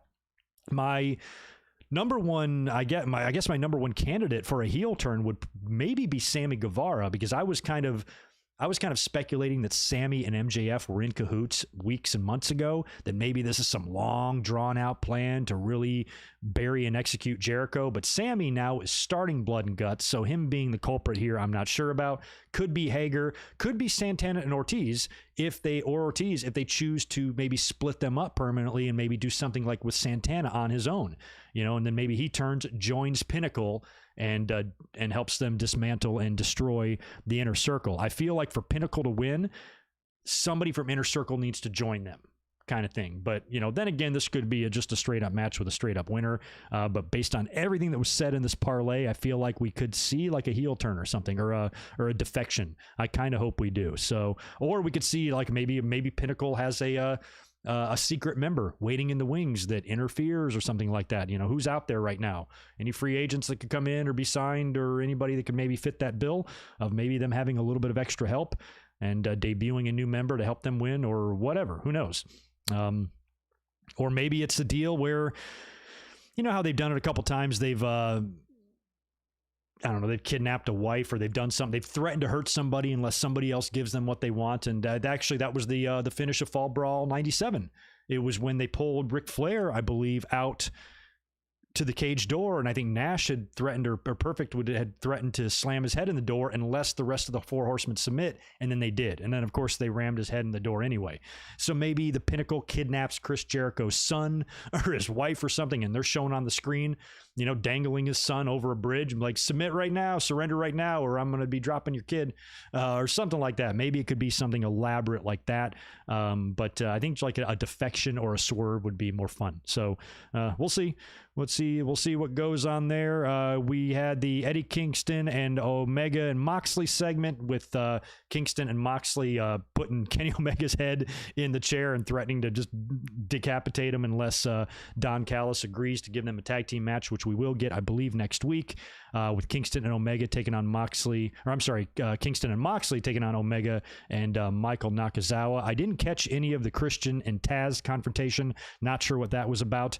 The Chris Statlander and Penelope Ford match was pretty good. I really, really like Chris Statlander. She looks a lot better after her injury. Not that she was bad before. I always liked her, but she just seems like she's, I don't know, just improved. I just really like kind of everything about her. She's good. She won with the Big Bang Theory. Penelope Ford is also good, but Statlander, upon her return, coming out of that thing and slamming the plexiglass in Penelope's head, I love that stuff. Great to see her back. She is just terrific.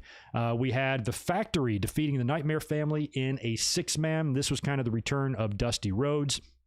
We had The Factory won. Camarado actually, Nick Camarado nailed Dustin Rhodes right in the face with a cowbell. Dustin sent out a tweet showing a huge black eye, so Camarado must have tagged him hard there with that cowbell, or that, that's what it was, right? Cowbell or bull rope or whatever the fuck it was. QT winds up retreating, running away. He's going up there to the Nightmare bus that I think they all arrived in, and then he's kind of backing up to the bus, and then Cody is just waiting there right in the window of the door. The announcers are like not mentioning that he's right there in the view of camera, but you can see him. And then I think QT goes to open the door, and then Cody jumps out and attacks him. He eventually gets him all the way on top of the bus and locks him into the figure 4 leg block on top of the bus. So Cody is back, and he'll be taking on QT Marshall next week. In one of my favorite segments of the show, finally we are getting a serious Miro. No more playing games. He absolutely murdered Kip Sabian as Kip Sabian approached him backstage. He's kind of by one of those big I don't know, with the parking garage doors or whatever, and he immediately attacks Kip, throws him into that, beats the absolute piss on him, grabs his arm, brings his arm over to the door, and just slams the door on his arm, and then kind of gives him a hug and says, like, I forgive you.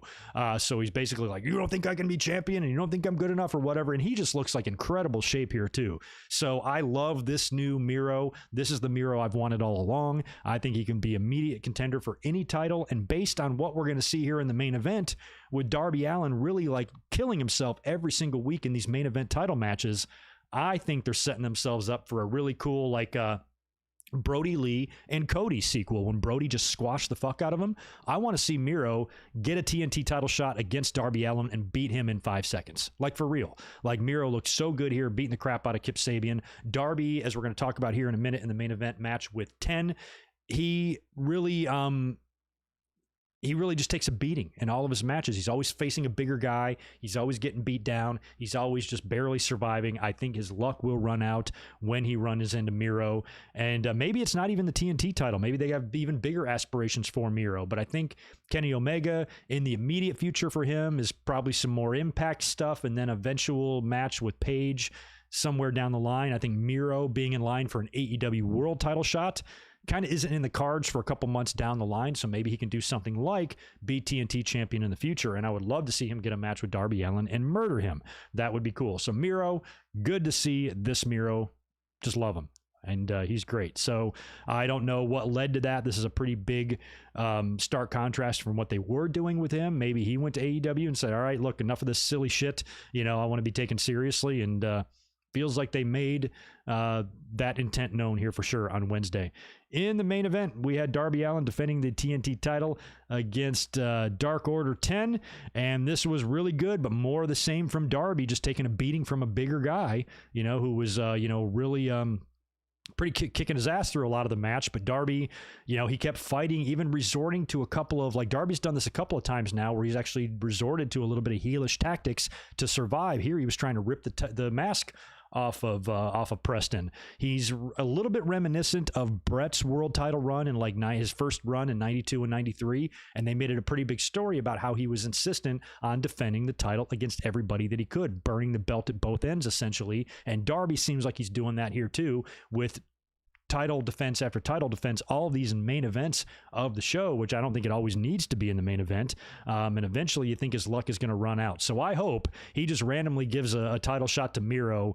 And I love Darby Allin, don't get me wrong, but I think that would be a really big statement for Miro. And it would be kind of similar to the big statement that was made with Brody Lee and Cody. That was a pretty amazing beatdown when Brody beat him like that. So if they did something similar here with Miro and Darby, I think that would be cool. In the end, Darby winds up winning. 10's got him in a full Nelson, and he basically does the Brett Piper finish from WrestleMania 8, pushes off the top rope, falls backwards into a pinning combination, and gets the win over 10. There was a show of respect at the end. They leave Darby in the ring to celebrate. He's then attacked by Ethan Page and Scorpio Sky. Sting is in there as well. He gets attacked, and Lance Archer and 10 run back out there to make the save as the show goes off the air. So a lot of extracurricular stuff as usual when it comes to AEW, but pretty fun main event there, and overall a pretty good show, and I think they've set up Blood and Guts wonderfully. So next week, the Blood and Guts card, which is weird because there was some early confusion that Shivani, I guess, had said on TV that this was going to be a one-match card. We're like, how the fuck is that going to happen? This match is going to be a 2-hour-long match? So something was wrong there. Wires were crossed. It is not a one-match card. There's lots of matches here next week. I might be missing a couple, but here's what I have written down. 4-way tag team eliminator, Jurassic Express taking on Varsity Blondes, SCU, and the Acclaimed. Cody Rhodes versus QT Marshall. Britt Baker in action. Jon Moxley and Eddie Kingston taking on Kenny Omega and Michael Nakazawa, and the Inner Circle versus the Pinnacle in the Blood and Guts match. So that's what's on tap for next week. There might be a match missing in there somewhere that I didn't mention, but that's looking pretty good, and especially that main event. Cannot wait to see that Blood and Guts stuff next week. And like I said, if I am able, I'm not sure what I'm doing next week. If I'm home Wednesday night, I'll do a review after Blood and Guts, since we're not going to have a podcast next Saturday. And like I mentioned earlier, they did announce also on Dynamite that Jon Moxley will be defending the IWGP United States Championship against Yuji Nagata on Dynamite on May 12th, 1 week after Blood and Guts. That's just incredible news and huge news. We've now had the AEW title, or I'm sorry, the NWA women's title, and now a IWGP US title defended on Dynamite. It's probably only a matter of time before an Impact title is defended on there as well, with the Good Brothers there and Kenny, of course, and all of these other belts. That's pretty freaking awesome. So good stuff there from AEW this week. I thought it was a pretty solid show and pretty typical what we get from them. Not perfect. Some stuff is a little cheesy and weird and not, it's not all together, but overall they're entertaining me, and I'm really excited for Blood and Guts. I forgot where Jericho was doing an interview this week. I forgot where he was kind of talking about how AEW is trying to improve some of the things, some of the criticisms that fans have been giving them, trying to make sure that the same things aren't done in multiple segments, and now they're having production meetings and trying to be a little bit more on the same page, having a little bit more synergy there to where people are knowing what the other ones are doing. When everybody's just worrying about their own stuff, they all need to communicate to find out, hey, and Jericho mentioned, hey, we don't, AEW in the past have done things like you throw a cup of coffee in somebody's face and then you do it in the very next segment. You got to communicate to make sure those things aren't done twice in the same show in back-to-back segments, which we have seen on Dynamite from time to time. So the fact that they're attempting to make these things better is good to hear. We like to hear that stuff. So anyway, we'll see. I don't know what's going on with the AEW video game situation on YouTube. A lot of people were talking about that yesterday, how there's some bots and some copyright stuff going on with anybody that's doing a video about an AEW video game. Even if you're talking about it, it seems to have, even if the AEW video game is even in the title, they're getting their videos removed and they're getting copyright strikes. Matthew from Botchamania said he was 1 strike away. He was 3 seconds away from getting his whole channel deleted until I guess AEW took notice and have tried to rectify this. But this is not good at all. And it makes me, and even though this seems to be video game related, it makes me nervous to even do an AEW related video if they've got some bots out there trying to protect their content. I'm all for protecting content, but don't do it at the expense to people who are doing it correctly and operating within fair use, or like me, just doing a damn podcast talking about your show. I would hate to think that I have to worry now about stuff being taken down because of all this nonsense. It's beneficial to AEW to have all of us talking about this. They need to make this right. And I'm going to be really pissed. I mean, AEW turned up in the chat here a couple of weeks ago. The actual AEW YouTube channel came in to say hi. I would hate to think that I would lose a video or get a copyright strike because they have these bots out there searching for stuff when there's nothing here. So hopefully we will not fall victim to that here on the channel. Luckily, I know enough people that could probably give me some AEW context to rectify this if it does happen to me, but it shouldn't happen at all. It should not happen at all. So AEW, don't be that way, man. You need to be the cool parent. Mom and dad and stuff. You need to be the cool parent. Obviously, don't let fans pirate your shit and stuff like that, but you should not be deleting videos that operate under the fair use guidelines. That's fucked up. A lot of this is people's livelihoods you're fucking with, so make this right, AEW. Don't be this way. It's petty, it's cheap, and it sucks. Get your act together. Let's talk a little bit about NXT. I don't want to talk much about it because I just kind of watched the Cliff's Notes version of the show on Tuesday, but there's a couple of interesting points we should make here. First of all, their rating, they drew 744,000 this week. So again, they're kind of just right where they were. Their rating has not budged at all from when they were going head-to-head with AEW, which is weird. We'll see if that number increases once more fans get used to them being on Tuesday. The big thing I want to speculate, though, on is this new, I guess, faction that's going to debut, Diamond Mine.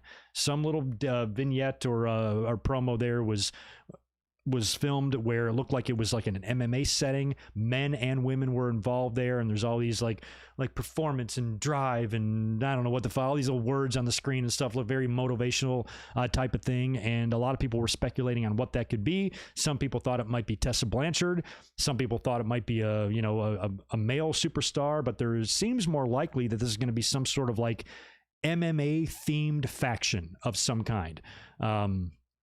There's Jessamine Duke out there and Marina Shafir, right? They're still around. They could be a part of this. And name me any other names that you think could possibly be a part of this faction and who you think it might be when they finally do debut. But it does appear to be a faction. We'll keep our eye on that. We had Dakota Kai taking on, text her name, Martinez. Oh, I thought I had it written down wrong with Raquel. No, it was Kai and Martinez, and it was a DQ when Raquel Gonzalez interfered. That's what happened there. Dakota Kai and Raquel, you can tell there's going to be something going on between them here at some point, especially after the match during all the extracurricular. Kai has got her hands on that belt, and she's holding it strong. So at some point, her and Raquel are going to come head-to-head for that title. That should be fun. We had this whole deal with Ember Moon, Shotzi Blackheart, Frankie Monet, and Dexter Lumis. Ember and Shotzi are doing an interview. They're giving flowers, apparently, from Dexter. So now he's a ladies' man. First, he was a stalker and a psycho. Now he seems to be like a ladies' man, and he's just, trying to get with all these women in NXT. That was kind of funny. Later on, Ember and Shotzi would be facing the Robert Stone brand, but before the match even started, they were attacked from behind by Candice LeRae and Indy Hartwell. Now, Indy is pissed because she didn't get the flowers from Dexter Lumis, and now she's all bummed out, and she's moping, and she's pissed. After they get beat down later on, Ember and Shotzi would cut a promo challenging Indy and Candice to a street fight next week, and that's going to be for the NXT Women's Tag Team titles. So they're trying to stack up a pretty decent card on Tuesday ahead of Wednesday's Blood and Guts, it seems. Really good match, too, with Bronson Reed and Austin Theory. Dexter Lumis showed up because the Way is out there, of course, with Austin. Dexter shows up and just starts slowly stalking Indy Hartwell. She's kind of like walking away from him, looking at him. She's resistant. She doesn't know. She's really upset that he is now, seeking out other females. She seems a bit heartbroken about this. He chases her all the way up onto the ring apron. She is now in the ring. He's on the other side of the ropes on the ring apron. He moves her out of the way of a collision. Austin Theory comes flying in. He pushes her out of the way. He takes the hit instead and goes to the floor. That allows Bronson Reed to go to the top rope and nail his tsunami for the win, which earned him a title shot against Johnny Gargano coming up. So he now gets another shot at the U.S. title, and I think he might maybe win it this time. I'm not sure. So the Dexter Lumis and Indy Hartwell saga continues. I did hear that WWE, at least I thought I read this, that they had trademarked Index. So maybe they are going to eventually put these two together, but I feel bad for Indy. I feel like she needs a hug, and I'm so sad that evil Dexter has broken your heart. Cameron Grimes went watch shopping. That was pretty funny there to see the $1 Million Man show up with $1 million watch. And Cameron Grimes is so funny. He goes shopping for watches, wearing a hat, a blazer, and no shirt underneath. That was good. And you know who looked great was Ted DiBiase. He looked really good when he came in and did the laugh right in Cameron Grimes' face. When you think about a lot of these old timers who are in their 60s now, the years of the business, really kind of take their toll. They look old as shit. DiBiase looks healthy. I'm happy for him. I'm happy to see that. He just looked really good. I was just happy to see. It's always great to see the $1 Million Man on TV. Like we mentioned earlier with the Daniel Bryan stuff, Pete Dunne cut another one of his Prove Me Wrong promos. So I'm hoping the person that comes out and attempts to prove him wrong is Daniel Bryan. It'd be so awesome to get that match set up on a takeover or just on a main event Wednesday. But then again, I'm looking way ahead because Daniel Bryan going to NXT is not a guarantee, just what I want. I liked the tag team match between Imperium and Killian Dane and Drake Maverick. Drake Maverick is such a great little baby face. He just takes a ton of fucking punishment, and he just fights and fights and fights. He plays the role so well, ton of sympathy. The part I think I liked the most in the match was on the outside of the ring when Killian Dane is thrown to the outside, and Alexander Wolf is out there, and I don't know if it's Bartel or whoever gave him a chair, and he was going to go to hit Killian Dane, but he kind of resists because of their history from Sanity. And that right there I was like, nice. That's something right there you would never see on the main roster. They would never even give a shit about the history between those two, and they would actually pretend that the faction never existed, because Sanity is long gone. Eric Young's not even there. Nikki Cross is MIA, and the other two are doing completely different things in completely different situations. So the fact that they kind of came together there, and Wolf didn't want to hit him, little details like that I like that you're not accustomed to seeing from WWE, because if there's one thing they don't give a shit about, it's their own history. Finish saw Drake Maverick going for a top rope high cross body on Eichner. He rolls completely through it, and they nail him with Imperium's finisher for the win. So poor Drake Maverick takes another beating there, but I like him. Drake is great. We had a grizzled young veterans promo that was interrupted by Ciampa and Thatcher. That's going to be fun when those two teams come head to head. Fun promo or fun interview with Adam Cole. I forgot who was even interviewing him, but I guess they were either at his house, they were sitting outside somewhere. He was just salty as hell, in a terrible mood, called out lots of people on the roster, including Karrion Kross, which was interesting, and was just bitching about that it was hot and who does this and who interviews people out here or whatever. Pretty funny Adam Cole interview there, and it looks like his time in NXT is not done yet, which is great, and a pretty fantastic main event 6-man match with Legado del Fantasma defeating MSK and Kushida. Really fun stuff there, and like I said, big card next week. They've got Shotzi and Ember defending the women's tags against Candice and Indy, and we also have Isaiah Swerve Scott taking on Leon Ruff in a Falls Count Anywhere match. This is going to be really good. Swerve Scott cut a promo on the show. He was just right in front of the camera, and there was like shit going on behind him. I can't describe describe how it was, but I just liked it. It had a good kind of look and feel to it, and he seemed very natural in that type of setting. So I think if this guy cuts promos in the future, it needs to be in that environment because it looked really good. So overall, NXT, I also thought was a really good show. Had a lot of good matches. The main event was awesome. And, Bronson and Theory were good.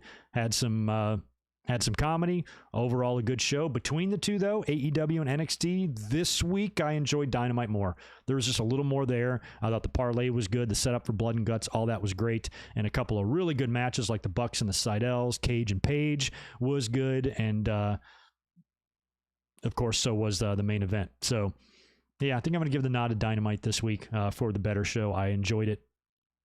Of the two, I enjoyed it the most, but I did enjoy both. And if you can believe that, I think I'm done with my notes. I see nothing else I need to get into. That feels good to get this done after last week. Let me cruise back over here to the chat. We'll answer some questions. We'll do some Q&A and hang out, and I'll knock out all of these super chats that I owe you guys. If I do, nope, I got them all. Good.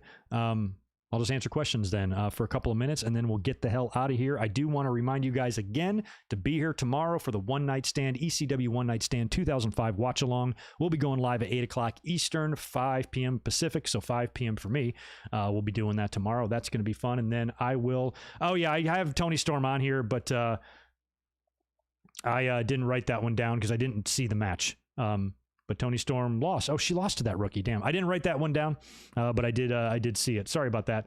Yeah, a lot of times I think on these podcasts going forward, I'm going to Cliff's Notes some of the NXT stuff, maybe even some Dynamite, or probably Cliff's Notes NXT and maybe a little bit of Smackdown like I did tonight, because not everything is worth talking about. We'll concentrate on news and Dynamite and things like that. Ooh, Festival of Friendship shout out. I wonder that. I want to see that. Oh, yeah, Le Dinner Debonair. I don't think they did. Oh, yeah, Jericho's done the Festival of Friendship. I was thinking mostly just AEW stuff, like just in AEW alone. And I'm not on matches too, but like in-ring segments or stuff. Yeah, Le Dinner Debonair and debates and summits and parlays. Man, oh, man.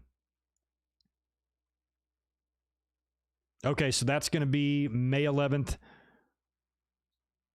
Mercedes Martinez and Raquel Gonzalez for the title. Okay, cool. Raquel will probably win that. I knew that I didn't know if there was a date attached to that. So yeah, that'll be next week, or a week from Tuesday.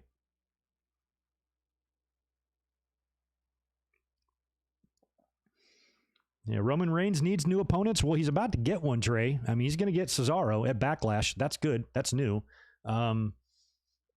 And that could probably even stretch another pay-per-view if they wanted to. And then by then, it's going to be SummerSlam time. And as much as I'm all for NXT talent coming up to challenge people and stuff, SummerSlam needs more of a marquee match. If that's going to be outside, if it's going to be in Vegas, it's got to be Roman and Brock. You know, that's what I would think is Roman and Brock at SummerSlam. If not, you got to think of somebody, you know, worthy enough to really, really challenge Roman. And maybe you move Drew McIntyre back over and you get that rematch or something like that. That could happen. Otherwise, you know, I think Roman against Drew or Brock is the only real logical match you could do at SummerSlam, I think. But I guess it doesn't have to be that way. Yeah, I've got the ECW One Night Stand DVD as well. I also ordered it on pay-per-view that night, and I have the original recording from pay-per-view of the ECW One Night Stand show. Unfortunately, though, we're going to have to all watch it tomorrow on Peacock, which means the awesome Enter Sandman Metallica music will not be on there, and that will be dubbed over, I'm sure. Even though I haven't checked, I'm sure it will be, which kind of sucks. And, you know, the show might suffer a little bit because of the editing stuff, but we will still have a blast watching it. And it'll be good, fun, family entertainment loaded with blood and guts and fire and drinking and swearing. Should be a fun time. Bring your grandma. I talked about Young Rock earlier, Ratnick, because NBC has picked that up for a second season, and I have not watched any episodes, but I probably will now that they've got like a season done. I can probably just binge watch them all. I heard good things, that it was pretty good. There's a lot of things I'm behind on. I was such a huge, gigantic Roseanne fan back in the day. I loved that sitcom, and I haven't watched any of the new one. Like, I know they had the first season of Roseanne, and then they booted her off. And The Connors has been doing pretty well and surviving on its own, and I really feel like I should watch that because I knew those characters so well, and to see the new, you know, everything going on in their lives and shit like that. But I haven't really sat down and watched any of that either. Mostly because I suck. Rollins and Roman Reigns. Okay, Trey, I could see that. Rollins and Reigns. Of course, a lot of fans are going to tell you, we saw that already, which is stupid because Roman Reigns basically is brand new. It doesn't matter if you saw it 5 years ago. It ain't the same thing. So Rollins and Reigns, I could see that, especially since Rollins and Reigns are a little bit attached on TV right now. Even like I said, last night, Seth and Paul Heyman were on Talking Smack together, and they seem friendly now, but maybe that could change, and maybe Roman... You know, maybe Seth can latch on to him on TV, you know, and the two of that would actually be kind of cool. It might be, I don't know if Seth can pull off being a babyface again. He might be able to, but it might be a good way to transition him into that. If Rollins and Roman have more to do on TV in the next few weeks and months, Seth kind of latches onto him and seems to be really kind of talking up and playing up their history. You know, we used to kick ass together and we can do it again. And you're the big dog and I, you know, blah, blah, blah. Just basically kissing his ass. And then Roman... You know, basically, you know, they're in the ring one week on TV, and then Roman just turns on him and just murders him. And he goes, "You think I forgot? You think I forgot what you did to me? I was the first person you hit when you turned. You hit me with that chair.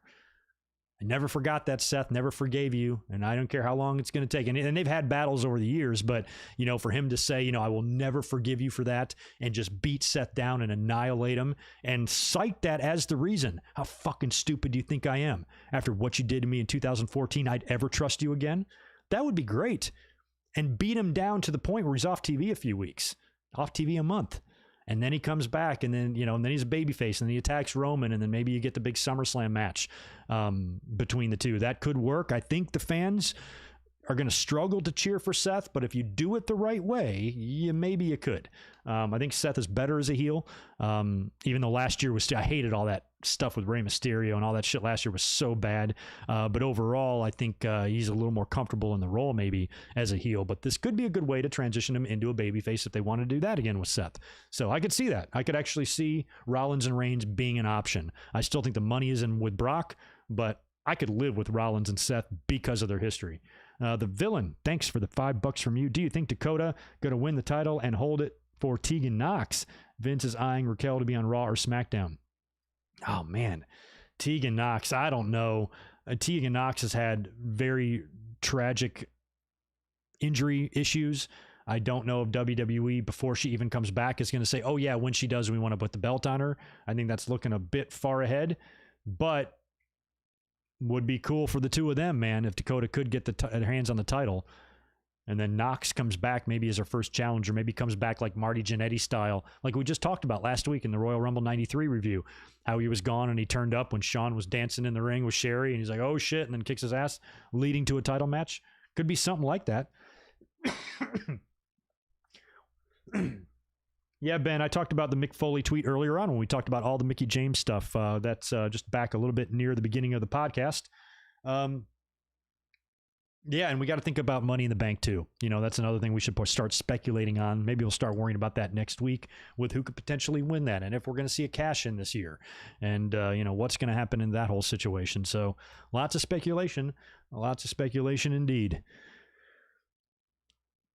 Cena versus heel Reigns is another one. I should have mentioned Cena. Now, we've seen Cena and Reigns as well, but Cena in this reigns might be more fun. So I think you could maybe add Cena to that list as well. That could kind of be cool if Cena was a part of that first show or that second show in front of fans at SummerSlam. You know, that might be the official. I mean, maybe by then WWE will have plans. Maybe SummerSlam will be the first show with fans again, and then never to be back in the Thunderdome again. That will be the end of it. You know, the very next night on Raw, it's back with a limited audience or whatever, and Cena could be a part of that new beginning kind of thing, coming out there and having a match. But a match to that degree, it just depends on what Cena's doing. I have no idea his movie schedule or whatever's going on right now. He might be completely booked through the rest of the year. If he's able to do it, could be an option, but I think for SummerSlam, you should try to get Brock or Cena there. I would, for sure. We'll find out. But anyway, I think I'm going to get out of here now. I'd appreciate a like on the way out the door if you guys don't mind. I appreciate you being here with me this afternoon. It was a lot of fun as always. Don't forget to join us tomorrow night for the ECW One Night Stand Watch Along, and then we'll be up Monday night as well after Monday Night Raw. Next week, this podcast comes up a night early after Smackdown. This coming Friday, you'll see me again for the Winged Eagle podcast, and there is a small possibility I'll be up here Wednesday night to review Blood and Guts, but don't hold your breath on that. Not quite sure. And that will be it. Yes, and Ben, I talked about the MLW stuff too. You just got to rewind a bit. You'll hear all my thoughts on Jacob Fatu and MLW and the partnership and all that. I talked about it earlier on. And thanks again for being here. And thanks again to everybody that joined us this afternoon. I appreciate it a lot. Have a good rest of your Saturday evening, and I'll catch you tomorrow for the watch along.